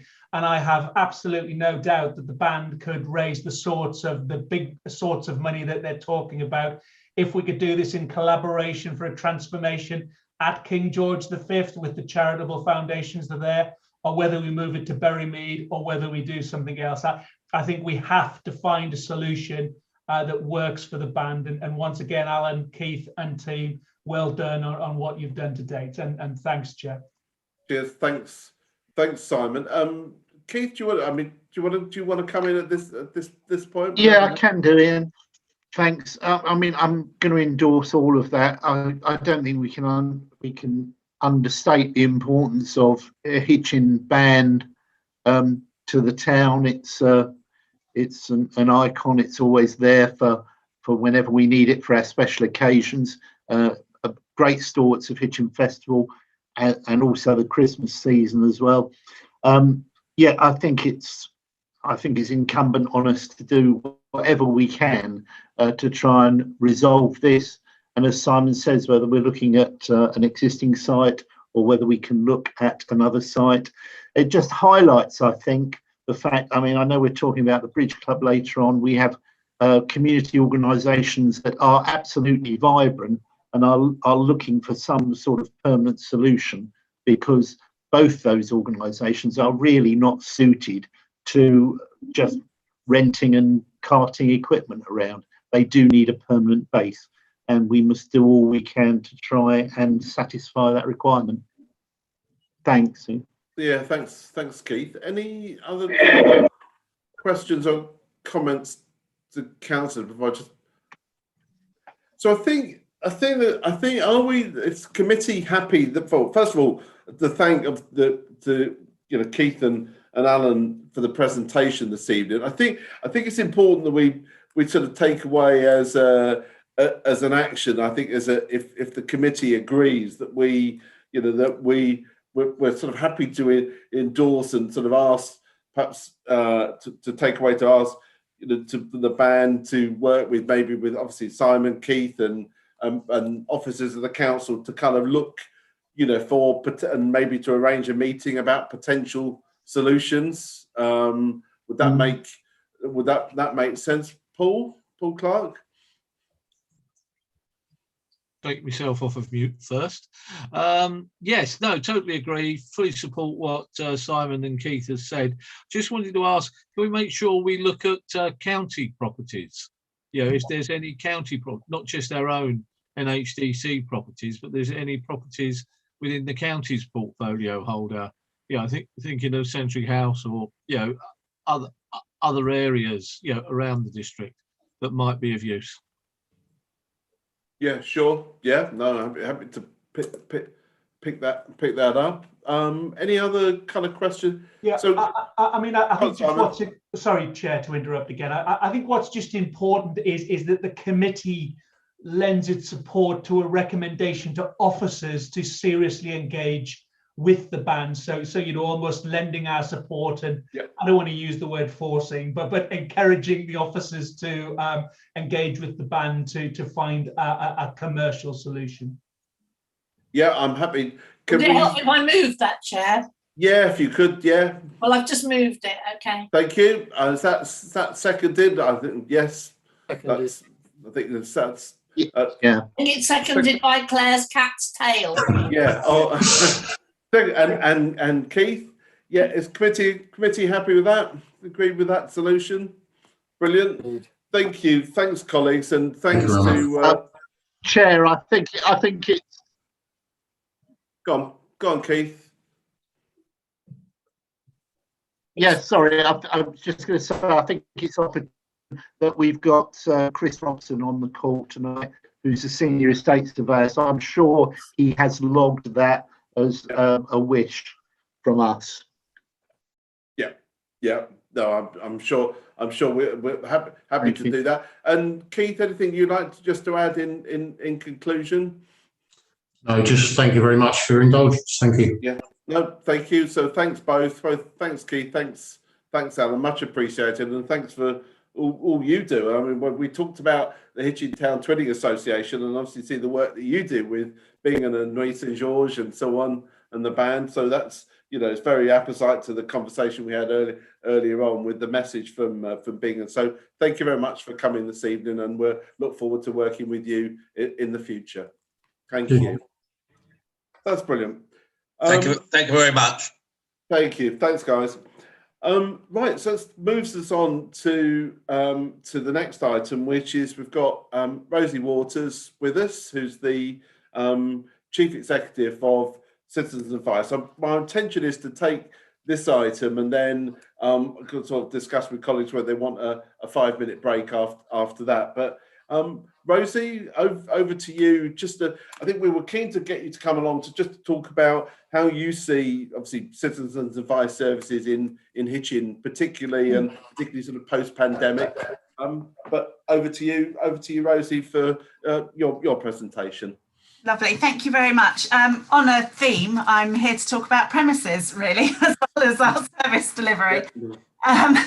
So I'd like to give you some background as to where we're at in terms of our face-to-face services in Hitchin, talk about some of the issues that we're coming across with our face-to-face delivery, and outline 3 options for what we do in the future. And I would really very much like your views, feedback and input. So for context, since the 1st of April last year, we've supported 671 clients with a Hitchin address, which is about 100 less than the year before. We have supported more people than that, but this is the number of clients where we've done enough work to have a significant case on our system. As a comparison, we've supported 896 Letchworth clients and 315 people with a Royston address. Our Hitchin clients, and this isn't just in the past year, it's before that, have more issues each on average than other areas in the district, which points to some additional vulnerability and complexity of issues. Over the past year, universal credit has been the top issue in Hitchin, followed by other benefits issues, particularly PIP and ESA, debt, housing and employment. So we're currently rethinking our face-to-face delivery in all our locations based on what we've learned during the past 12 months. But in Hitchin, we've got the added issue that we may not be able to continue to use Thomas Bellamy House in the short or longer term. So we currently have the first floor of Thomas Bellamy House and 1 downstairs room, which we're very grateful that you provide this to us free of charge. Pre-pandemic, we were open there 2 days a week for both drop-in and booked appointments.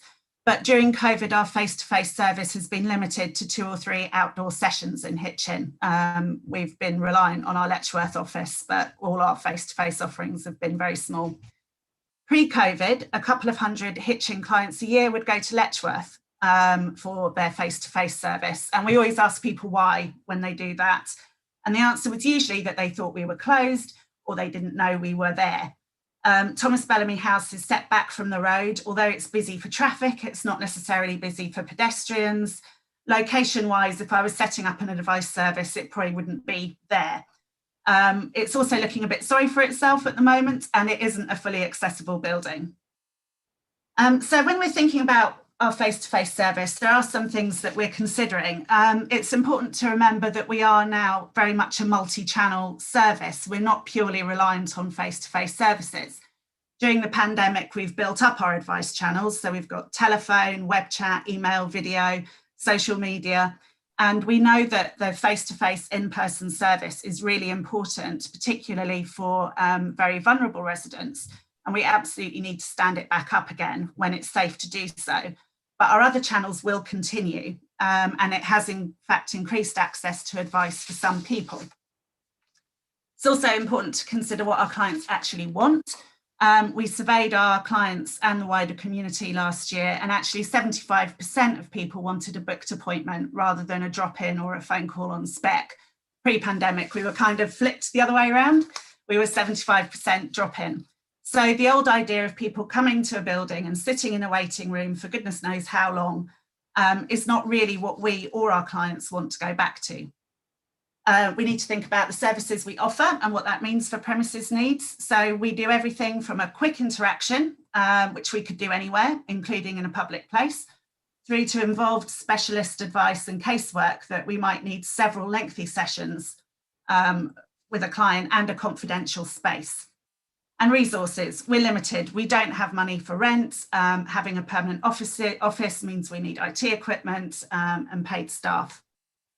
So what we're thinking through at the moment is 3 options for what we do about our face-to-face service in Hitchin. The first is that if we can, either short or long term, stay at Thomas Bellamy House. The advantages are that it's easy, we're there already. We've got space there to run all our services, and we can run a team of staff and volunteers there, which is brilliant for staff retention and development. But there are drawbacks, which I've highlighted already. The second option is dispensing with permanent office space altogether and moving to a more mobile outreach model, or in-reach model, as colleagues said today. This is a model used elsewhere in the country. It would involve us building links with other organisations, whether that's GP surgeries, the library, community centres, pubs, you know, wherever will have us really, and we run our services from their premises.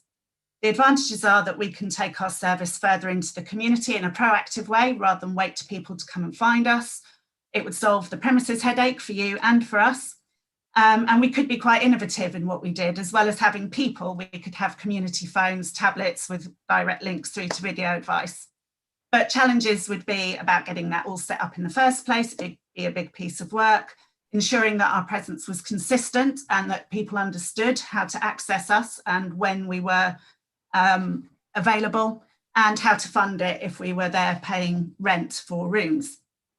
The final option we're considering is that with your support, finding alternative premises, maybe in a more prominent part of town. This might lead to more clients, and if we had 2 or 3 rooms, we could still offer all the services that we can currently offer from Thomas Bellamy House. And what would be really exciting is if we could share that with other community organisations. You know, advice and support hubs are brilliant in terms of client journey and for better collaboration and partnerships between voluntary organisations. So where we are right now is that we're aiming to restart our face-to-face services in a gradual and safe manner at stage 2 of the government roadmap, so next month, which will include our outdoor sessions in Hitchin. But at the moment, the idea of reopening a Hitchin office is on hold until we can identify, with your help, the absolute concrete short and long-term options for premises. What I can say is that we remain absolutely committed to providing all our channels to Hitchin residents. And it would be really useful now to get your input and feedback and ideas as we try and find a way forward. Thank you. Brilliant. Thank you very much indeed, Rosie, for that presentation. Open to kind of questions and comments from councillors. Over to you guys. Who would like to start us off? Keith. Yeah, I think in the short term, Thomas Bellamy House can continue. We're doing survey work on it, or hope to do survey work on it during the course of this year, but I can't see any way there's going to be any great movement on it, certainly for the rest of this year. So that might be a short-term solution. I was intrigued, and I think I might have suggested this in some form or another, to read that the trust that owns the sanctuary on the corner of Grove Road and Nightingale Road, yes, I think it is,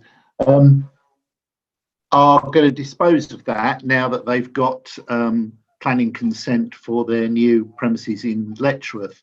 So they're looking for some way it can still be used as a community hub for some good cause or another, but it's surplus to their requirements. I'm just wondering whether that would be an option, because it would already have separate rooms which would provide interview space, and it would be quite nice to get Black Squirrel Credit Union reopen in Hitchin on occasion as well. So that might be a shared premises scenario. So I just wonder if that's worth considering. Thanks, Ian. Thanks, Keith. Simon? I just want to thanks, Rosie, for your ongoing great work. Before I start, I just wanted to confirm very simply, do the Hitchin numbers include the surrounding village areas, or would they be accounted for separately? They would be accounted for separately. What I pulled off for today was purely the town centre, so not the villages. And we do know that the villages are sort of split between our offices, but we do get quite a few into our Hitchin office from there, including out towards Luton. Yeah, it would be good just offline, Rosie, just to get those numbers. Yeah, sure. Thanks very much. Yeah, no problem. Yeah, that's a fair point. I'd be interested, yeah, I'd certainly be interested to see the numbers for that. Any kind of other kind of questions have been, I think, from other councillors in relation to? I think from my perspective, obviously, my just colleagues having, I think it is that I think really sort of going back to what Keith said.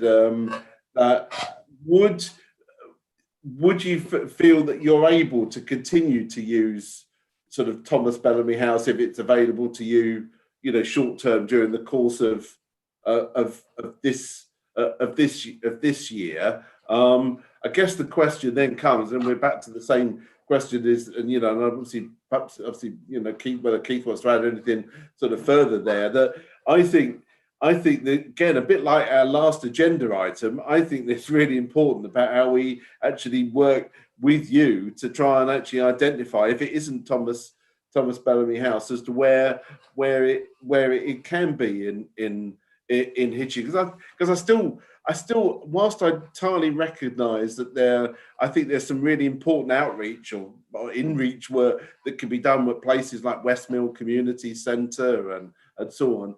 Equally, I think having something in the centre of the town, is I think it's really important for the work that you do and the way that actually I think people interface with you, where maybe some people are less able to use the internet and so on. So I guess the question, certainly I'd like to take away is obviously a bit like the previous agenda item. Is that about how we work with citizens' advice about identifying, if it's not Thomas Bellamy House, where is it? But Keith, did you want to come back on that? Yeah, I'm saying this with a bit of tongue in cheek, but it's not flippant. But if we could get our fingers out and buy Churchgate, we could make a community hub in there which would satisfy all our requirements. Yeah, absolutely. That's very true. Any other thoughts from councillors? Are we? I mean, is the committee again happy to kind of really, I think, to take away a bit similar on the previous item that we're keen, I think, to work with officers, with citizens' advice about how we might look to find in a more sort of permanent or other additional premises in future. But I mean, at least in the short term, that we would probably favour continuing to use Thomas Bellamy House if you think, Rosie, that's possible to do so. But just before I bring you back, Simon, did you want to come back on that? Yeah, apologies and excuse me for going off on a rant sort of for a couple of seconds. I mean, I actually, joking aside, do hugely support Councillor Hoskins' view of having citizens' advice in the centre of town, with that real mix of shops. I think that's a brilliant idea. But whether it's the previous administration or whether it's the current administration, our commercialisation strategy has just never got past the start line. And I think, we're hearing here tonight about the band, we're hearing about citizens' advice, bridge club, etc., etc. I mean, we're crying out for a community facility to be built somewhere in Hitchin, somewhere that's accessible by multiple groups, and so on and so on. And I think the commercial office should just be a little more ambitious in either buying or building something where we could get a long-term commercial return from. So, perhaps it's a separate session, Chair, where we look as to how to achieve this, and we plant our ambitions a little bit bigger than trying to slot them into existing buildings somewhere around. I mean, I can see lots of people shaking their heads and nodding, but I'm guessing we all sort of generally agree. Yeah, I think we're probably kind of moving into a slightly different item there. But Martin, Councillor Sears-Hanscom. Yeah, I'm just very interested in what you said, Rosie, but clearly there's some unknowns because of, as we move back into the post-COVID world, it depends what works. And I know there are some outreach sessions already at West Mill. And in terms of your in-reach model, I think as well as looking in terms of buildings, it will be interesting to see how that develops as a separate model, because clearly, as you say, there are various different ways in which you engage the people that go to you, and it's very important that they can access you. But maybe that's something, there'll be a combination of the two, looking at in the short term, yes, Thomas Bellamy House, but maybe another model will grow at the same time. So I think I totally agree with what you said, Chair, about working together. But I think we as councillors need to be proactive. And yes, I know your frustration, Simon, which we've all had about how slow a lot of the commercialisation things move. But I think the pandemic has added to the frustration and the slowness of it. So, and cross-party, whichever administration, we keep working at it. Yep. Okay, I've got two more hands, and I'm going to just bring back Rosie for just to conclude. I've got Keith and then Richard. Keith. Yeah, just another quick one. I mean, to bring Paul Clark's point back into it, we need to talk to county about this as well, because I'm not sure how much space there is available in for example, at the back of the Bancroft Youth Centre, the old Magistrates Court, there was some empty space around there, which would be fairly central. It'd be worth talking to them as well. Yeah, no, that's a good point, Keith. We certainly could take that one away. Richard. Yeah, thank you very much, Ian. This may sound trite, and I don't mean it to, but the one thing that is absolutely certain, irrespective of what happens, is the demand for the services that are provided by this organisation are not going to reduce. So, clearly they are there and need to be there for the long haul. And yeah, absolutely, we should be talking to county. This is not an issue that necessarily can be resolved by one authority alone. It would be absolutely wrong of me as a governor trustee of the ESC, which currently occupies the Bancroft premises, or part of them, to make any comments. But yes, you know, we need to have a dialogue about the kind of community services, because it's a joint responsibility. There is no question. You cannot do it on your own. You cannot expect to do it on your own. And I don't even think elected authorities, you know, whichever tier they are, can do it on their own. This is an absolute collective community service which we need to support. So I just endorse. Thank you. Rosie, would you like to just either summarise or just kind of pick up any of the points that colleagues have made? Yeah, I think that in the short term, yes, we can still use Thomas Bellamy House, and actually the proportions and sizes of the rooms actually it makes it very suitable in this COVID world for use once we have got enough people willing to see clients to be able to open it up again. If we could use the downstairs as well, that would be even better because that is currently empty at the moment. I think that you know, longer term, depending on what your plans are for Thomas Bellamy House, obviously we would be looking for elsewhere for lots of reasons. I mean, it's falling into disrepair. It's not the nicest place to send our volunteers to work. You know, we're not that fussy, but there comes a point where we would, you know, want some painting done or something if possible. I do think that what you're saying about having the inReach and the office model is absolutely really probably where we will end up. We know that demand is almost certainly going to go up over the next couple of years due to COVID, and also that people are going to want to continue to use all sorts of different ways to access us, and that going further into communities is only going to be beneficial. So I think that probably is where we will end up.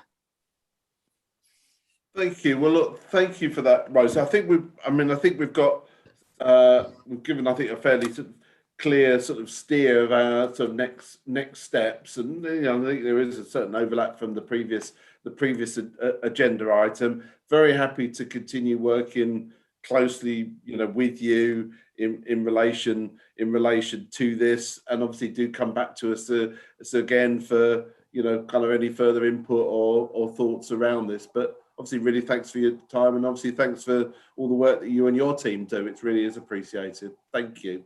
Thank you very much for your time. Okay, brilliant.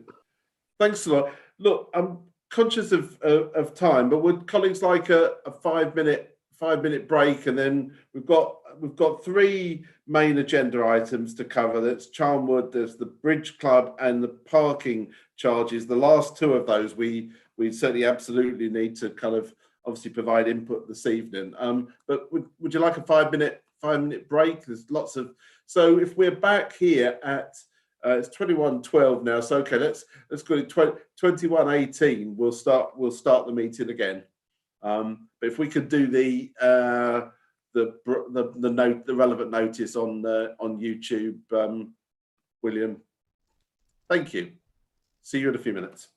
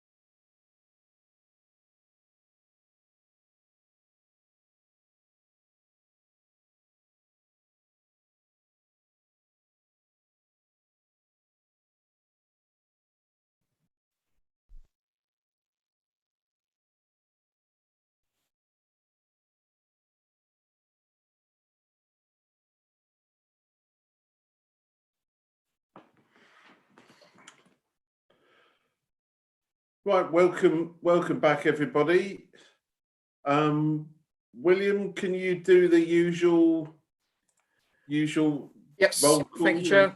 I'll just roundup? run through a quick roll call to ensure that everybody has returned. Start with our councillors. Councillor Albert. Yep. Councillor Claire Billing. Yeah.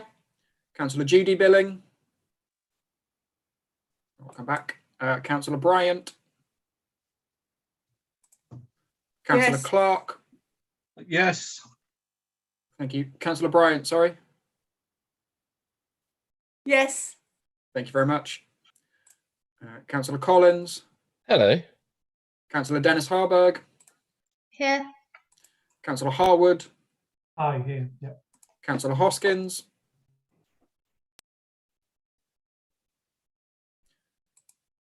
Councillor Hewson. I am. Councillor Steers Hanscom. Yeah. And Councillor Fake.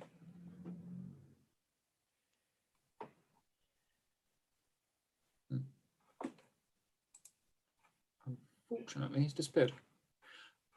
Councillor Judy Billing, can you just confirm that you're present? I am present and I apologise for lateness, but you'd have to speak to my dog about that. Not to worry, thank you very much. And Councillor Hoskins. Welcome Yes, back. thank you. I'm back. Thank you very much. Our remaining officers, Chris Robson. Present. Thank you very much. And Daryl Simmons is on IT. And members of the public still present. Margaret Edelston. I think you're muted at the moment. Yeah. All right, yes, thank you, I'm here. Thank you very much. Bernard Edelston. Yes, I'm here. Thank you. We're still missing Councillor Richard Fake, but I think we're going to proceed and continue. Councillor Hoskins is so good. He's on twice. He's in twice. My screen. Oh wow!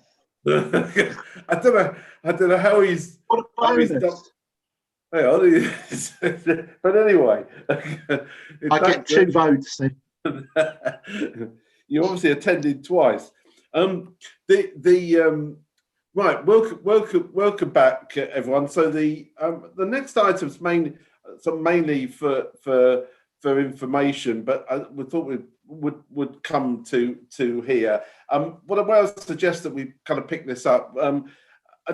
Keith, I don't know if you want to kind of just sort of say a few words on what was agreed at Cabinet. I'll sort of Bernard Edelston to perhaps do a short presentation, sort of no more than 5 minutes on kind of various sort of, his sort of views and options from the Charnwood Association, and then really be open to kind of questions and comments from councillors. So, Keith, do you want to just kick this off for us?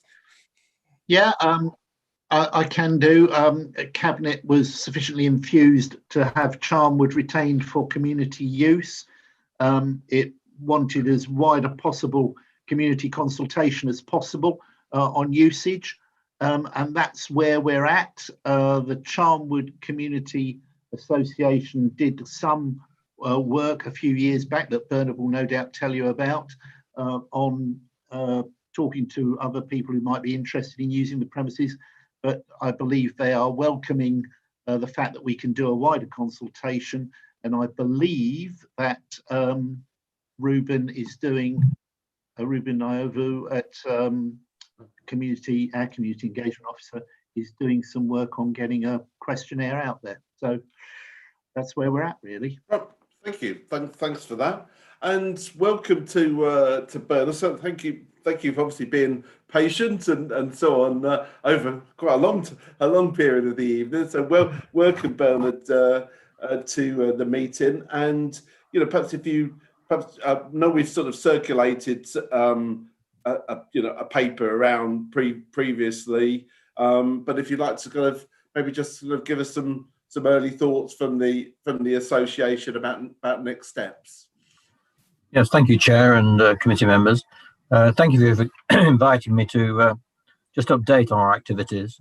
Following the presentations that I gave to this last meeting of the committee and also the subsequent Cabinet meeting. We're delighted with the decisions made at the December Cabinet meeting. So just a quick update on what's happened since then. we welcome the opportunity to work with NHDC on a wider resident survey, since our previous survey we carried out in 2015 was very rudimentary and not sufficiently detailed. So we really do need to do that. And I haven't had any contact with officers about that yet, but no doubt Judy or one of her team will be getting in touch, I assume, so that we can work collaborative with them about such a survey. Anyway, so a quick update on things. We recognise that we need to strengthen our trustee body as we move into the next phase, and we've therefore embarked on a recruitment campaign for 4 new trustees. We need additional skills in fundraising, business development, building refurbishment, and marketing public engagement. This is in progress, and we are using several channels for our recruitment. Sorry, including NHCVS, local newspapers. You probably saw a short column in the Comet last week about this. Social media, Reach, Do It Trustee Finder, places like that. However, if any member of the committee have colleagues or friends who might have relevant expertise and can offer some volunteer time, please do encourage them to contact us, and details are on our website.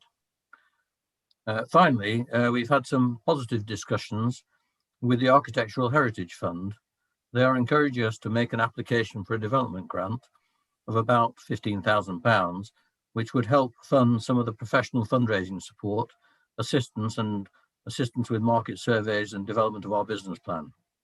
However, to make a successful application, we would need to present an in-principle letter of support from the council concerning the refurbishment of Charnwood and the sort of heads of agreement on long-term lease.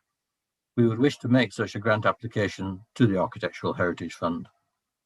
Indeed, for any applications we make for grants for internal modifications to Charnwood, we would need such a letter from the council, and we would like you to consider this on an urgent basis so that the project can move forward with it, particularly with the fundraising side of things. I was going to finish there. I've just got a couple of things that came from the earlier presentations, however, which triggered rather secondary thoughts in my mind. First of all, the Hitchin band, it just occurred to me that I don't know whether Charnwood will be at all suitable for them, but there's a large room downstairs. They only require it in evenings, so it could be used for other community activities during the day. When they meet in the evenings, the library is shut. It's a sort of fairly isolated place, so I think their sound might not carry too far. I just wonder whether that's a possibility. It might be worth just talking to Hitchin Band about that, and I'm quite happy to do that, make contact. The second thing was see the Citizens Advice Bureau presentation. Charnwood obviously is fairly close to Thomas Bellamy House. I guess we would welcome them, but my main concern is accessibility again, because although we can provide good accessibility on the ground floor, accessibility on the first floor is always going to be a bit of a problem. And so that might be a bit of a problem for CAB, but again, it's something we could consider, I guess. So I'm happy to answer any further questions. Thank you. Thanks, Bernard. Well, first of all, obviously questions from councillors. I can see Claire's cat has got a hand up. So, but any kind of questions to Bernard from council before we open up for the wider discussion? No, I can't see any sort of hands. Judy. Yeah, it was. Yes, it was just a thought. I'm just following the thoughts as well. I'm not nothing pre-planned, just following on from what Bernard just said about upstairs at Charnwood always going to be an accessibility challenge. I just wondered why it always had to be an accessibility challenge, and the only reason I'm asking something as impertinent as that is knowing that we do now have a lift in the library building. So I may be talking twaddle, but I've just wondered whether it really was the case that the first floor at Charnwood always had to be inaccessible? Well, there is a problem of actually where you put a lift. If you wanted to put a lift in Charnwood at all, it's quite tricky actually, because also the upper floor, if you recall, is actually not all on the same level. There are actually some steps. Yeah. Where the old physics museum used to be, it's a different level than some of the others. So it's quite tricky actually to get full accessibility anyway. And whether you could get through from the lift, goodness only knows. I don't know. It just seemed to me that there was a time when we didn't imagine having a lift in the library part. So I'm not an architect or a surveyor or anything. I just wonder if it's worth a revisit as a thought. Well, I'm sure we'll have a further look, but I know we've had a careful look at it. It is quite tricky. That's the problem. Okay. Well, and just while you're not on mute or anything, Jean, do you know if there's been any sort of progress from the team in relation to the survey? Is that sort of kind of work in progress? I had a briefing with Ruben this week, end of last week, and he was still talking about making progress, but I will get an update as quickly as I can. If you could get him to contact me, Judy, as well. I will do. Thank you. Kind of any other kind of questions for Bernard?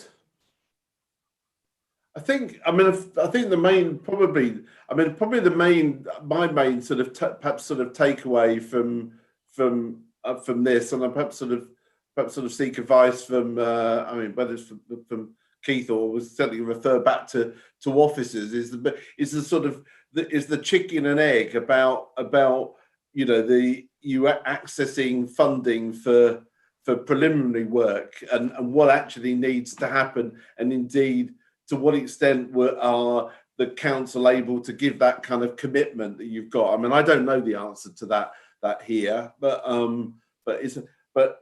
Keith, is that something that we could take away to kind of look at, or discuss with officers around? There's two strands here, aren't there? There's one about how soon the building could be made available, and I've spoken to museums staff, and the storage that's still there could be emptied out reasonably quickly now. I mean, ideally, we'd like to empty it out into a new facility at Berrymead, but that may not be possible. So it would probably have to be relocated into temporary accommodation and then relocated again. So that side of it, the practical side of it's not too bad. As far as the letter of intent from the council to support the application to the grant giver that Bernard's talking about, a matter of policy, I would think. I'm not sure who that would go to. I'm sort of looking at Martin to see if how we would get a letter of support. And I guess the other question is, and I don't know whether Bernard, you might want to comment, and I'll bring in Martin then, is to whether actually that we is it advisable to do the survey first before getting to that? But I mean, do you want to just comment on that briefly, Bernard? Yes, I think it might be if we can move on that fairly rapidly. But even without this small development grant that we were talking about, when we go out for wider fundraising, we will need some sort of in principle letter of intent. And I don't know what sort of is the right phrasing. I mean, maybe I could go back to the Architectural Heritage Fund and find out the exact nature of the letter they would feel suitable. No, I mean I think that probably would be helpful. Martin, do you want to come in? Yeah, I think obviously we want to make progress on this, and I'll be very keen to do that. But I think we need to get all our ducks in a row, if I put it that way. We need to sort out one or two practicalities so that we are clear exactly where we are. And I think having some sort of idea of the timescale for the questionnaire would be useful in terms of then tying that in with making a commitment. But as Keith rightly says, this would have to be a policy issue, and therefore we would have to take it to the internal structures to make sure we are clear on that.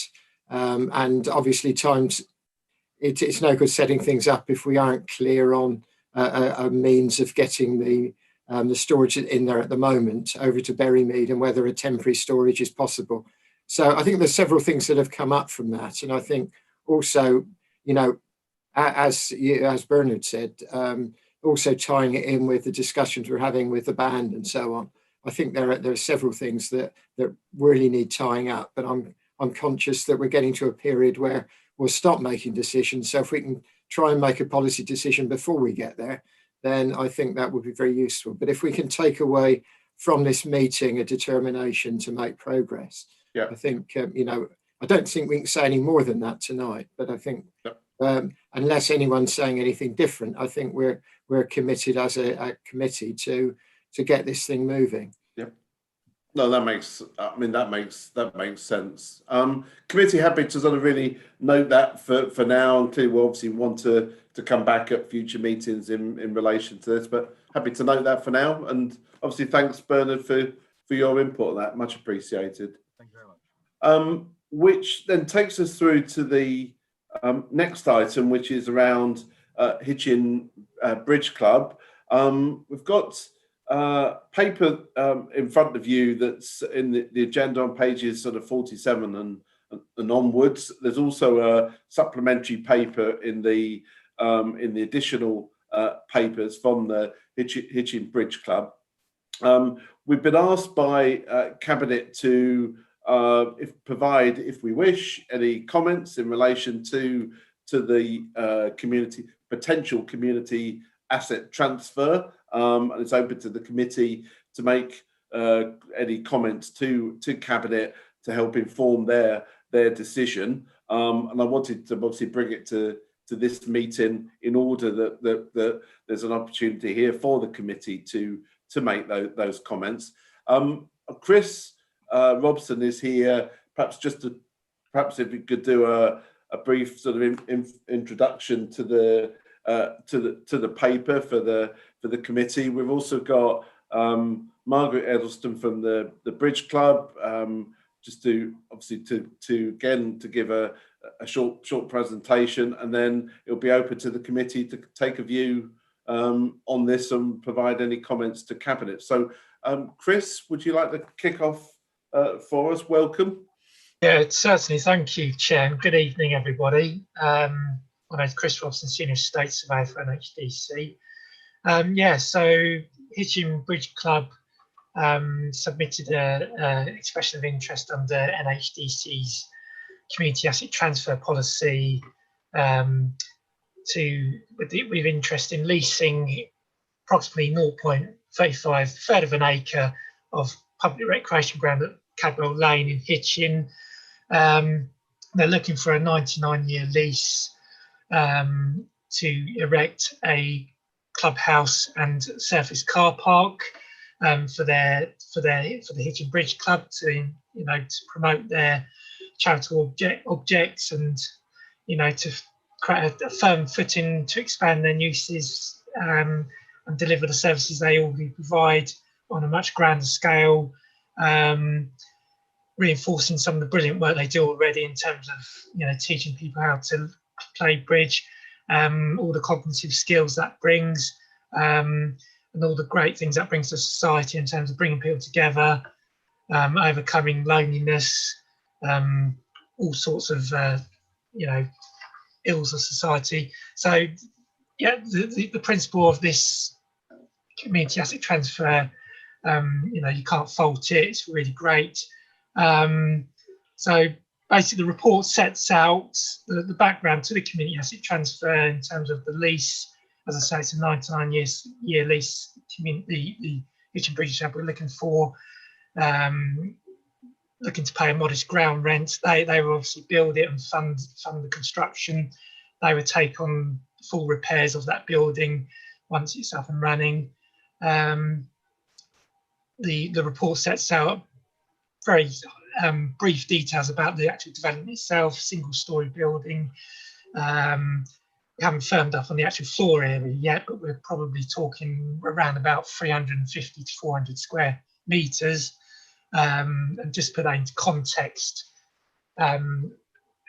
if you look at the community centres across Hitchin, The average there is around about 480 square metres, so that gives you a little bit of context there. So it's quite a bit smaller than the average. But no, the report sets out evaluates the community asset transfer request in terms of looking at the benefits from NHDC's point of view, from the Bridge Club's point of view, and most of all from the community's viewpoint. It's obviously my responsibility as senior estates surveyor to also point out some of the potential risks of this development and community asset transfer. But what I do want to stress is that although those risks are important to consider, not a reflection of Hitchin Bridge Club itself, they're just kind of generic risks that a landlord and a landowner needs to flag up to its members generally. So yeah, overall it's a really interesting expression of interest. But I'll just leave that for you to give feedback on, really. Yep. Thank you. Thanks, Chris. Right. So open for questions. I've got Councillor Collins. Sam? Yeah, this is one of those issues where it would be handy to have officer advice in the room, but I'm not sure we've got the right officer advice in the room. As somebody who sits on the planning committee, albeit sporadically, I'm not the only person of the councillors here who is involved in planning. If we're to discuss this matter, which could come before the planning committee in time, would that then exclude us from the discussion at the planning committee? And I think we need advice for that, because that would be predetermination.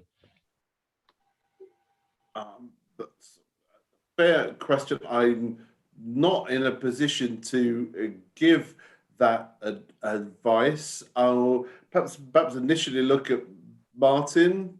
Do you have a view that I'll bring Val in after that? Well, it would seem to me that because we are looking at the principle rather than the detail, clearly the recommendation that's going to Cabinet does depend whichever one we take. Well, if we either give it the go ahead or the middle option, then that is dependent on getting pre-advice on planning. So we're not prejudging the planning issues. We are looking at the principle of whether we want to see this going ahead, it would seem to me. So I don't think it would prejudge any member of the planning committee. But this is just off the top of my head. I'm not the council's legal advisor, and we don't actually have the legal advice. So that is a difficulty, I suppose. However, I think if members are careful in terms of sticking to the principle of going ahead with this rather than the planning detail, then it should be fairly safe. But if you're not sure, don't speak, I suppose. That is a difficulty. Thanks. Val, Councillor Bryant. I agree with Martin and with Sam in many ways. I would feel very uncomfortable actually participating in any sort of discussion about this and then it come up at the planning committee before me, because I'd have to declare an interest. Okay, that's fine. Thank you. Any other questions to Chris?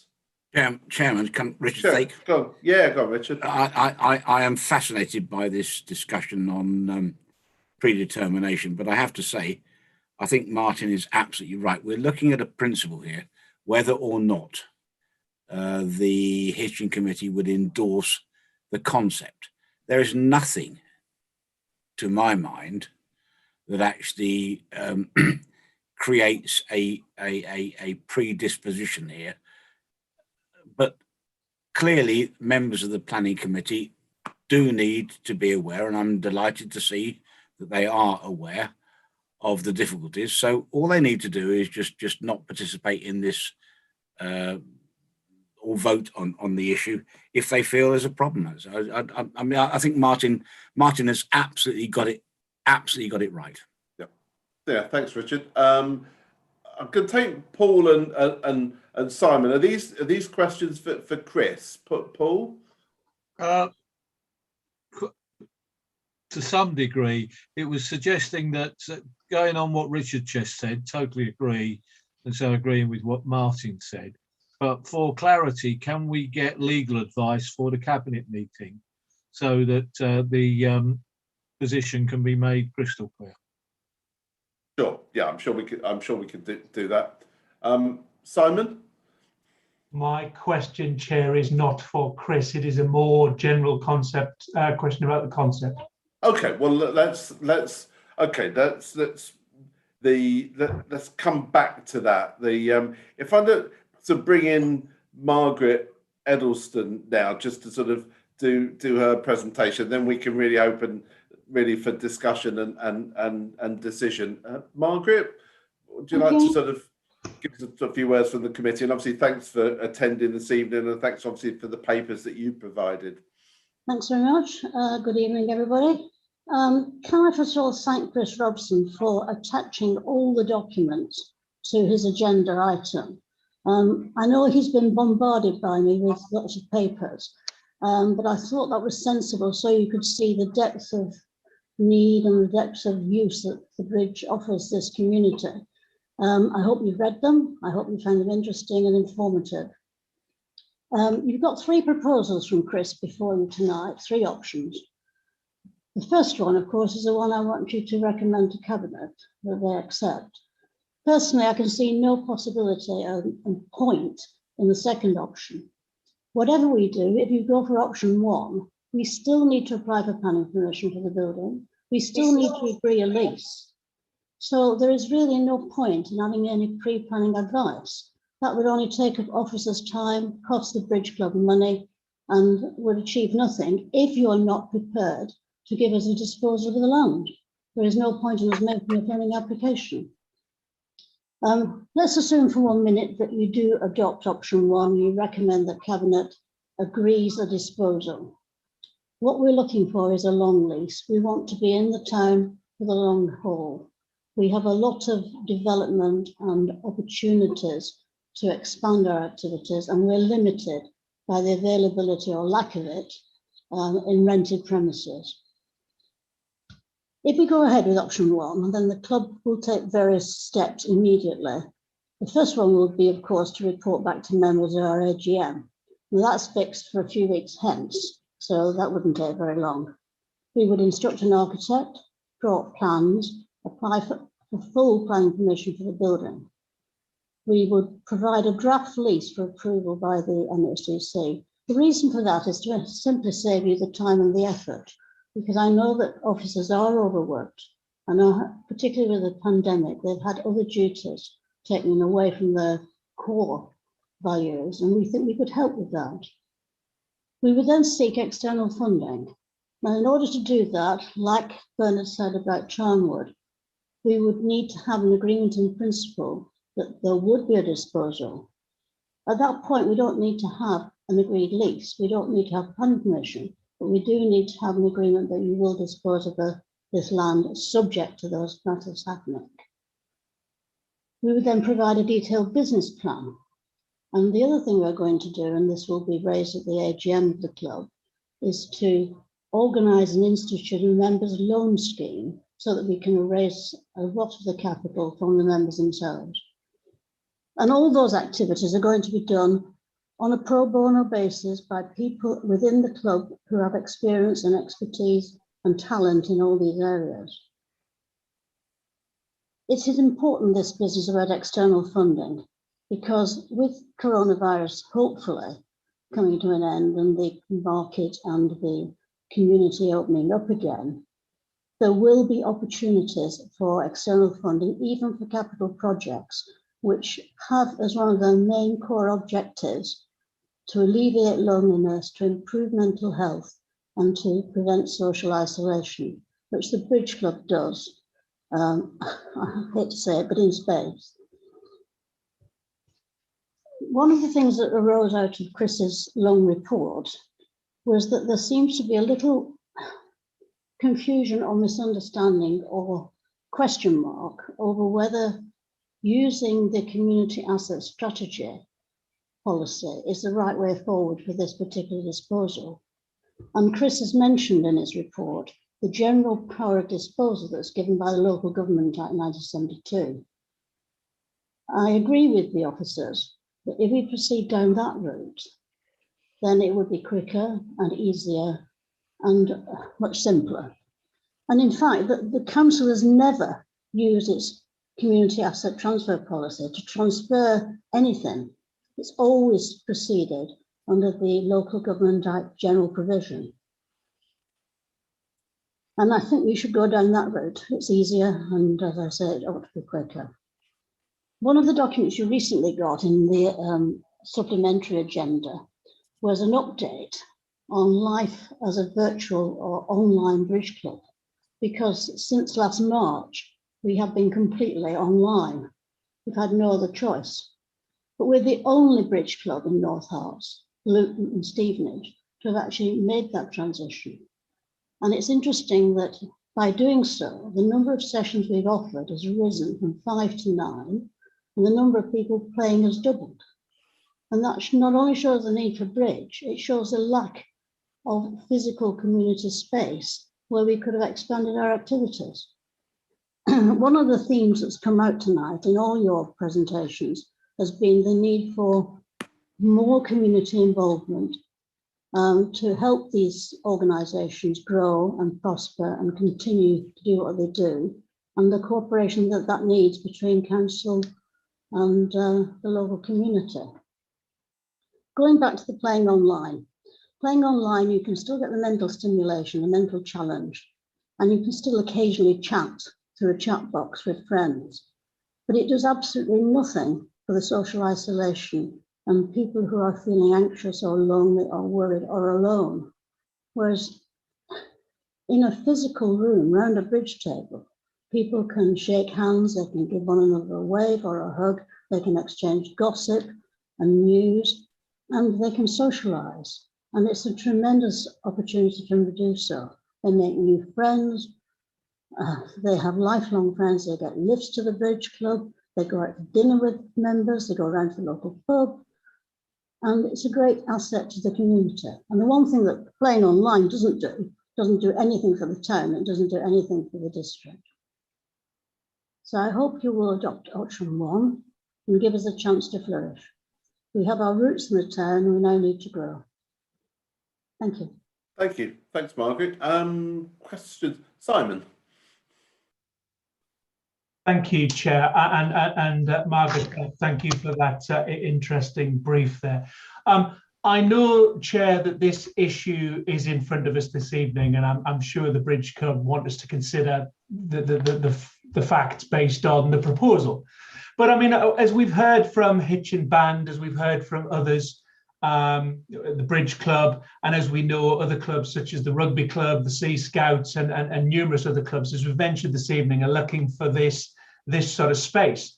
The common thing that seems for me to sit between all of these community groups is the need to access finance. It's the need for a long lease for a community asset. It's to have a multi-use facility with which to generate additional income to offset some of the costs and repay the monies that they've borrowed. Now, my question to the Bridge Club here is it imperative that we move forward this evening and within the next few months with the proposal that they've put to us? Or could we try and generate a greater push around a transformation on something around the King George V playing field in terms of a larger community asset, where I know for a fact that the Rugby Club, the current leaseholders, are looking to turn that into a much more of a bigger clubhouse and multi-user facility for the community. I think it would be a shame, I use that word reservedly, if we head off down a community asset program here with the Bridge Club on a 99-year lease to find out then in 3, 4, 5, 6 months, 9 months time that the band and the Bridge Club want the same conversation again about another community asset with another 99-year lease, when we could have combined all these activities together in a one. I am absolutely conscious that Mrs. Addleston and Mr. Ellison and so forth will want to move forwards quickly now.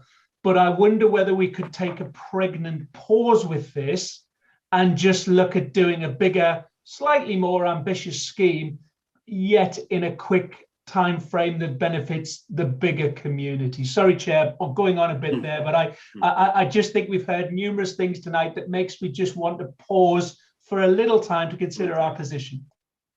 But but Margaret, you've been asked a question there. Yes, can I come back on that? Yeah, please. Yeah. First of all, I think what Simon is thinking about is a multi-use community centre. That's not what we need. We need a purpose-built clubhouse that is primarily for the purpose of playing bridge or chess or similar things. We couldn't share this with a Hitchin town band, much as we want them to have their own premises. It's rather like being a cricket club or a squash club. You can't share those premises with anybody else, except in a minor way. You need your purpose-built building for that purpose. I mean, the band were talking about a purpose-built rehearsal room. They weren't looking at sharing that with the Bridge Club. And we've been looking for accommodation for over 10 years. I mean, Judy will remember when we were looking at Bancroft Hall and wanted to rebuild it. Judy does.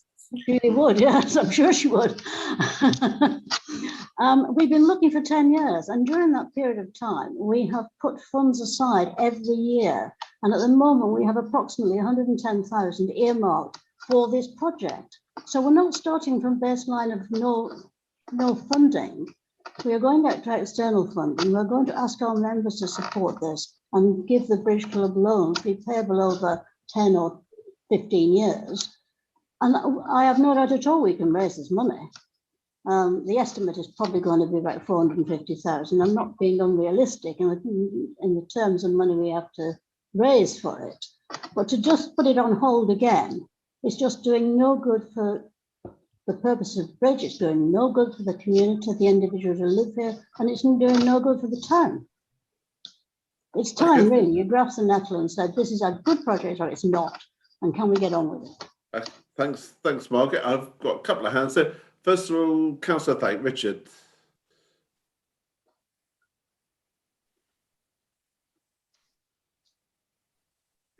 Oh, there we are. Can we hear you? Sorry about that, Chairman. I'm having problems getting the buttons right. I don't want to pour cold water on initiatives or oil on troubled waters, but I just want to remind everybody that as far as the King George V playing field is concerned, the District Council is not the sole arbiter of what goes on there because it's a trust. And whatever we want to do, whatever we'd like to do, whatever the community would like to do, there's another party involved. I'd just make that point. Yep, thank you. Thanks for that. Keith? Yeah, thanks, Ian, and thanks, Margaret. I fully accept what's being said here. Having traipsed around one or two sites with Margaret over the last few years, I mean, it may be that Cadwell Lane is not the most ideal of sites for the Bridge Club, but looking at everything else around town as we have done, and knowing the requirements of the Bridge Club to have a standalone facility, which Margaret's explained the reasons why they need that, looking at all the good work that they do, I think this is a way that we can enhance what we are offering our community. And with that in mind, if I'm allowed, Chair, I will move recommendation 2.1. Thank you.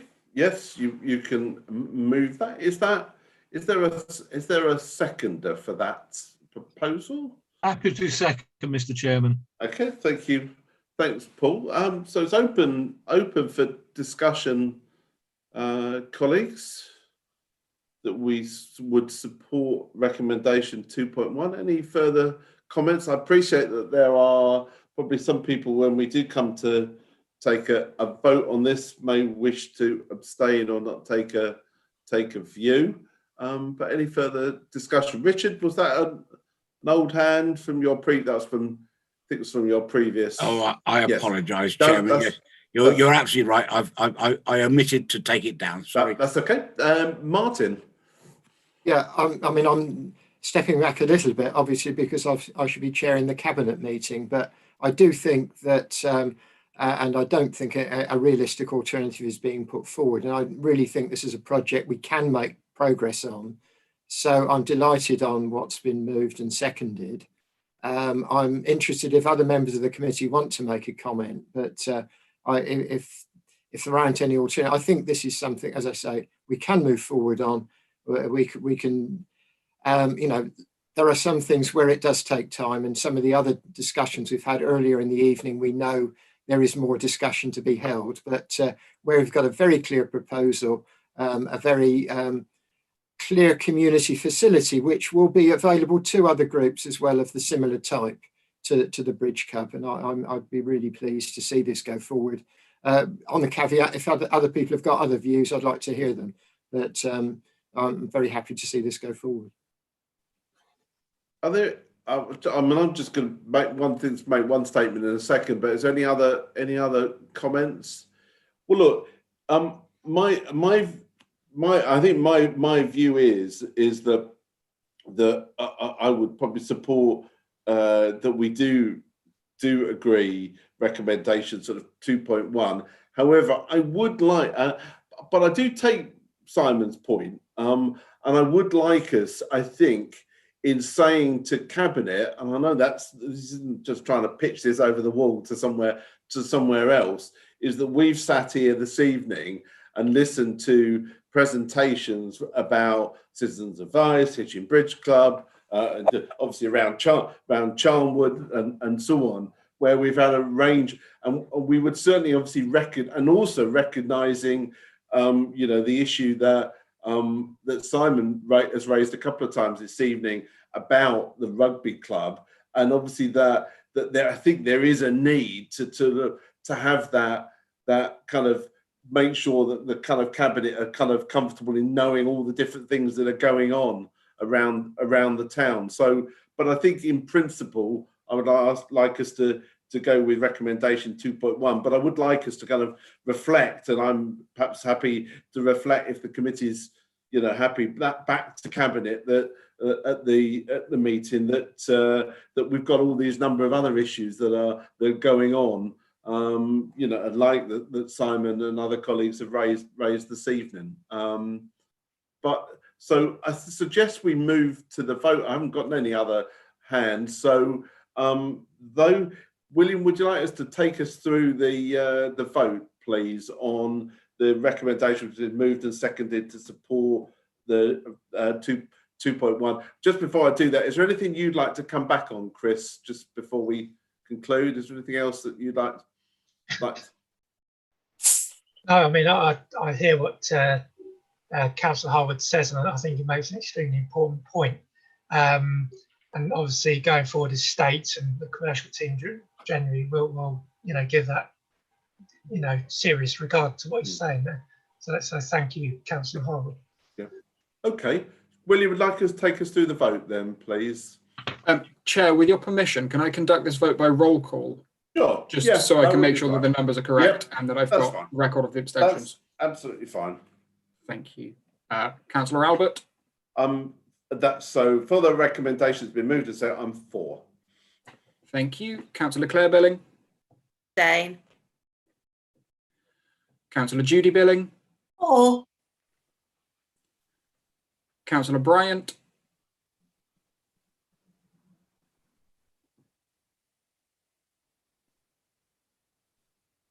Councillor Bryant?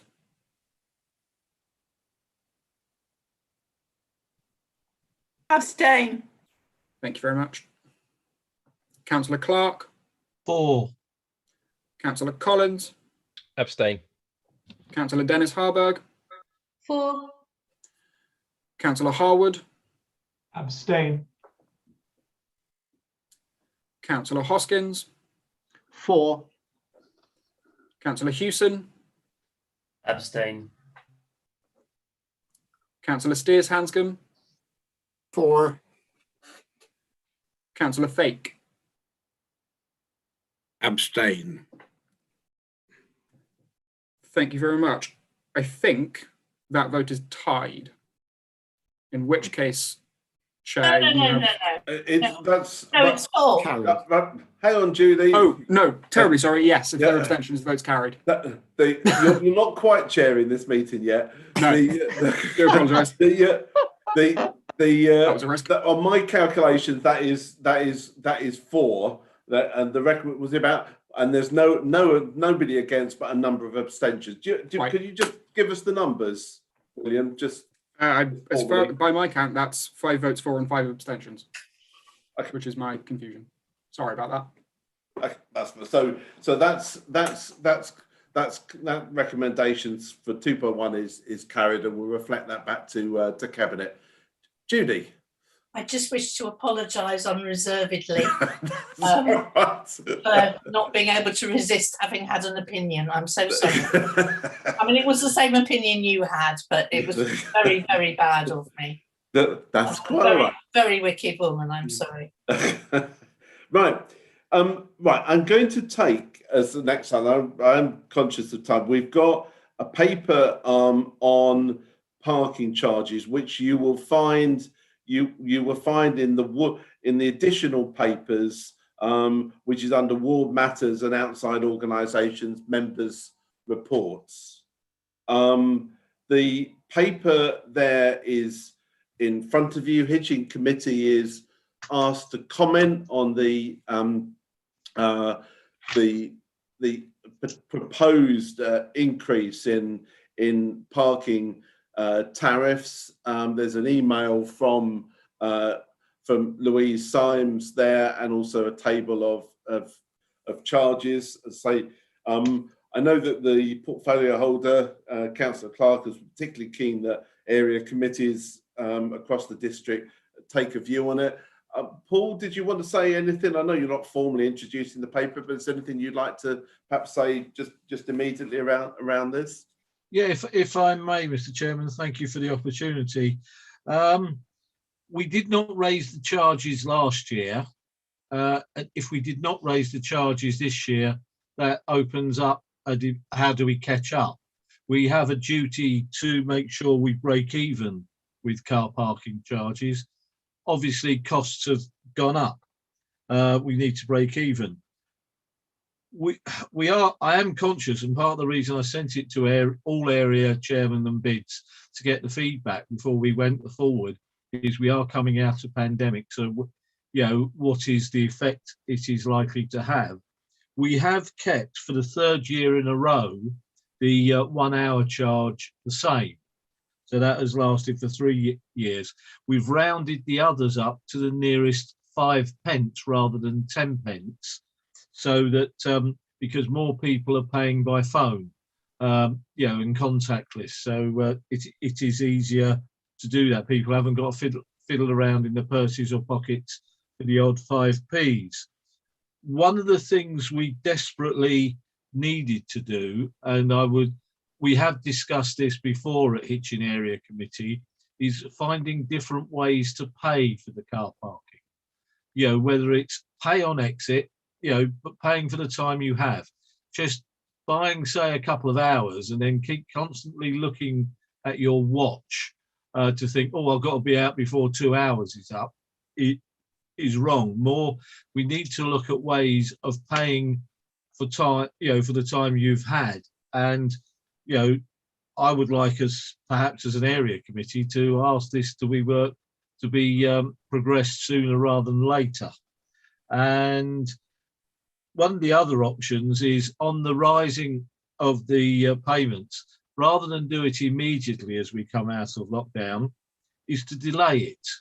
And June, July, or even my preferred options of delaying it till September, which would then allow people to get back into the town, the school holidays to be over, and other things to be thing.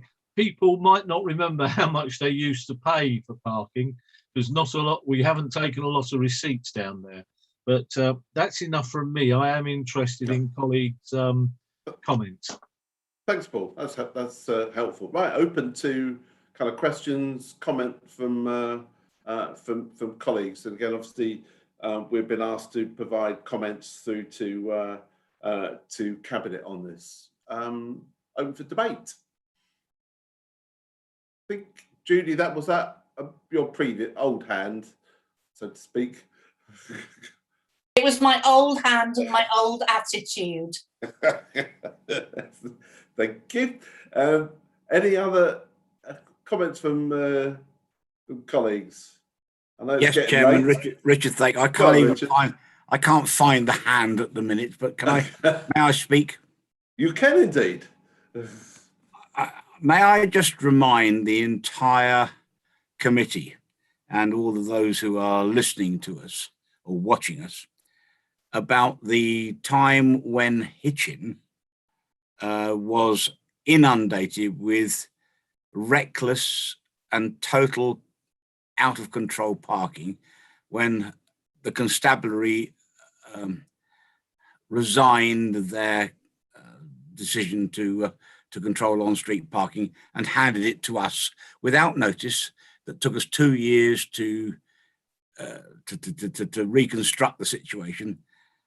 There is a multiplicity of reasons why you have on-street controls, not the least because we need to make sure that the vitality of our high streets is or are maintained. And parking areas where you have situations where people park and clear off to London or wherever they clear off to, up north or whatever they do, or go to work and take a short-term car parking, which may be available to people who want to nip in and do shopping. I mean, all this is historic because God knows, wouldn't it be nice to go to the shops? But hopefully we'll get back to that situation. So we do need on-street car parking controls, and we do need on-street car parking controls that recognize the realities about what people would like to do and what people might be able to do in the future. The Lairage car park traditionally has been underutilized, and I railed against the indecisions of previous administrations, and I rail against the indecisions of the current administration to require the Lairage car park to become the place where long-term car parking for business people, for people working in the town, for those people who operate our retail and other issues go. It shouldn't be a short-term car park. It ought to be a long-term car park, and we need to readjust the charging regimes to insist that people who want to get on-street car parking for a quick nip in to use our things can do so, and those who want to stay there all day go somewhere else. I don't care how you do it, but the concept of actually having wardens wandering around and people wondering whether or not they've got 30 minutes to have their hair cut, and if 5 people are in there, they can't stay, is nonsense.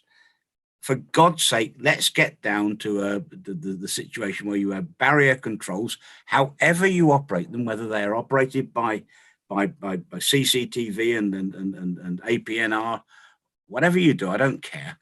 But the fact of the matter is, put a regime in where the immediate car parks to the town centre are available at sensible prices for short-ish terms, but become onerously expensive if people decide to park there and stay there all day and block up what people want to use for a quick nip in and out.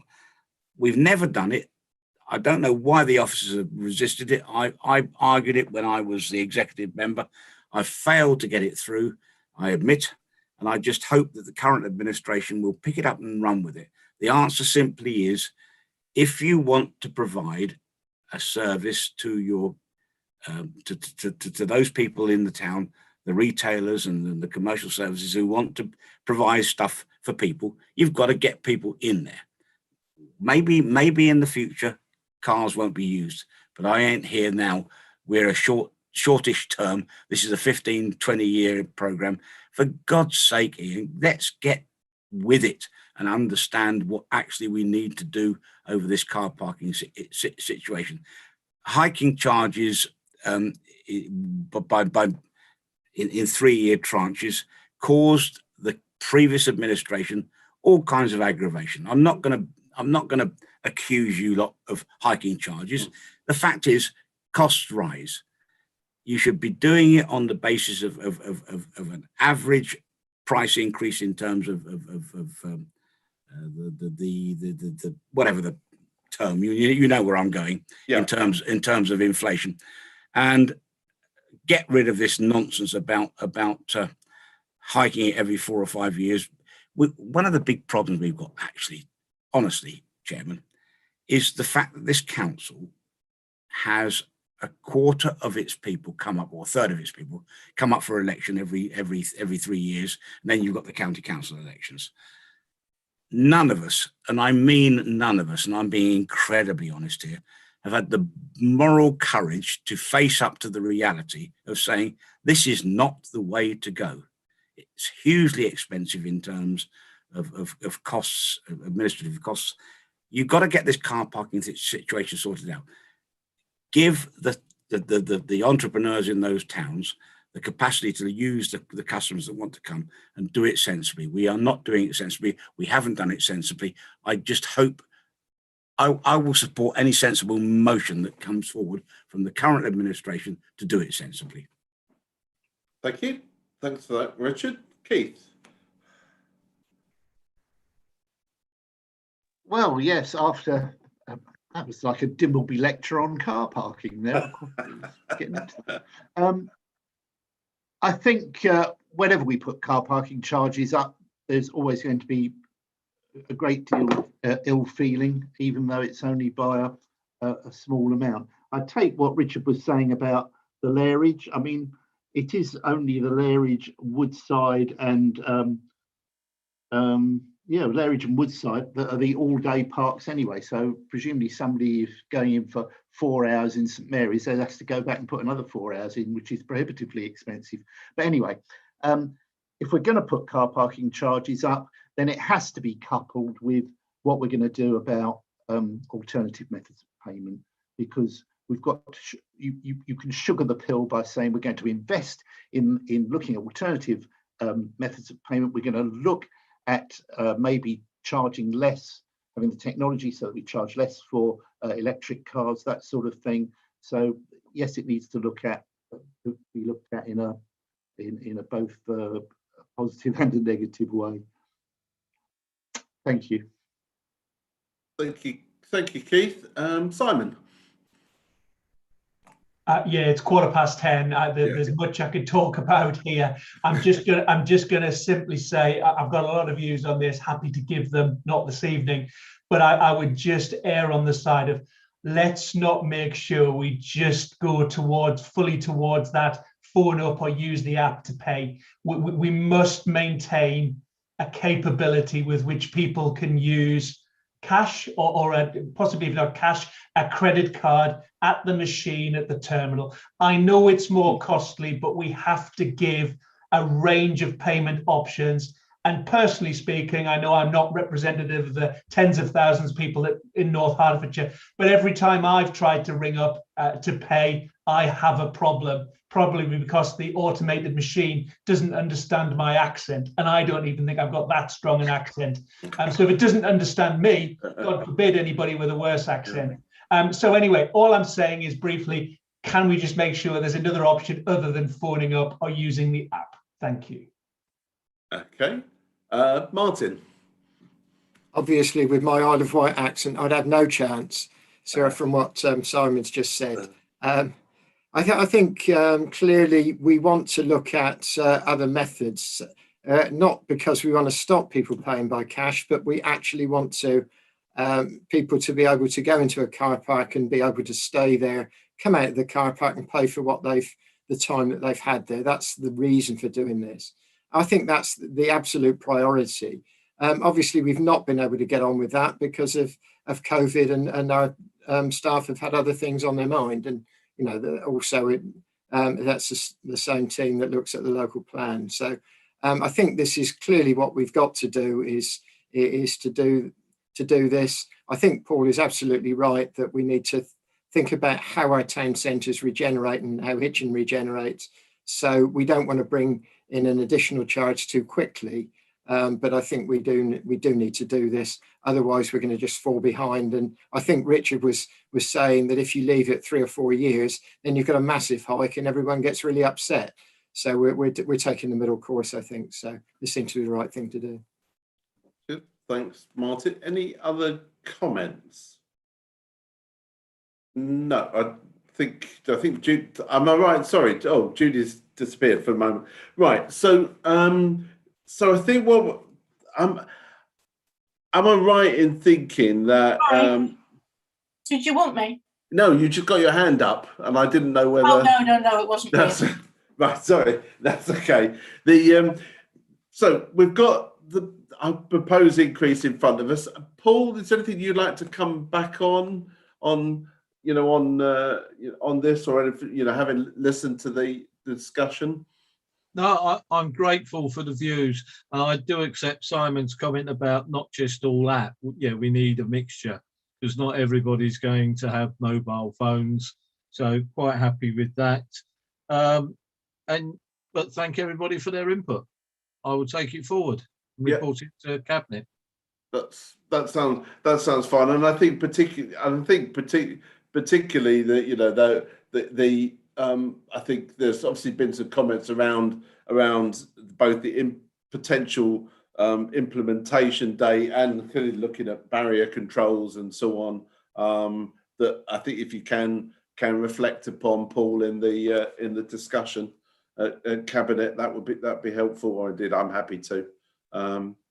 Good. Okay. Thank you. Which I think, look, colleagues, I'm conscious of time. We've got the grants and community update paper, which is really now, I think, just for noting. If anyone's got any questions in relation to that, then please, obviously, if you let me or Claire Morgan have them, we can pick those up separately outside the meeting. There is a list of items there that we've got for future discussion at the June and later meetings. Unless that anyone has got any other burning items that they want to raise, I suggest that we finish there. Martin? Can I wish you all well? This is my last ever Hitchin committee. As you know, I'm trying my luck over in Letchworth. So I wish you all well for the future. Thank you, Martin. And yes, and I'm sure that's largely reciprocated, if not completely so, by the committee. But no, and thank you everyone for. It's been a bit of a long evening. Apologies and thank you for your indulgence. We've had quite a lot to get through. Thanks to William and to Darryl and providing the support from committee services. Let's finish there, and obviously, hopefully, see some of you. Chairman Richard Thake, can I just, if you'll indulge me, just to say, it's been an absolute privilege to work with Martin Steers-Hanscom. His measured and very sensible input into this committee and to the wider council has been appreciated by me, and I know by many of my colleagues. And I wish him well, probably not entirely as well as he might hope, because clearly politics is now going to rear its head. Notwithstanding, as a man, I appreciate him. I appreciate what he's done, and I am grateful to the time that he's put into the Hitchin Committee. Thank you, Rich. That's very good. Simon, as always, is trying to have the last word. Go on, Simon. Never me. No, I just want to say, as another member of the opposition, I mean, I know you made a comment there, Ian, and I just wanted to point it out. It's been an absolute pleasure to work with Martin. He always responds very, very quickly and is always well and balanced. And just, really for the record, following certainly the last council meeting, I do just want to say publicly on record, I greatly enjoy working with all of you on the Hitchin Area Committee. I find us very apolitical, whereas sometimes the council meetings do get politically charged. So Martin, thank you very much. But actually, on the record, for all of you colleagues, do thank you very much for working in the way we do for Hitchin. It is greatly appreciated by me, and I'm sure others. That's great. No, thank you for that, Simon. And I hope to see the number of you on Saturday at the surgery. So once again, thanks everyone. Enjoy the not much of the rest of the evening, and we look forward to seeing you on Saturday. Cheers then. Good night. Thank you. Good night.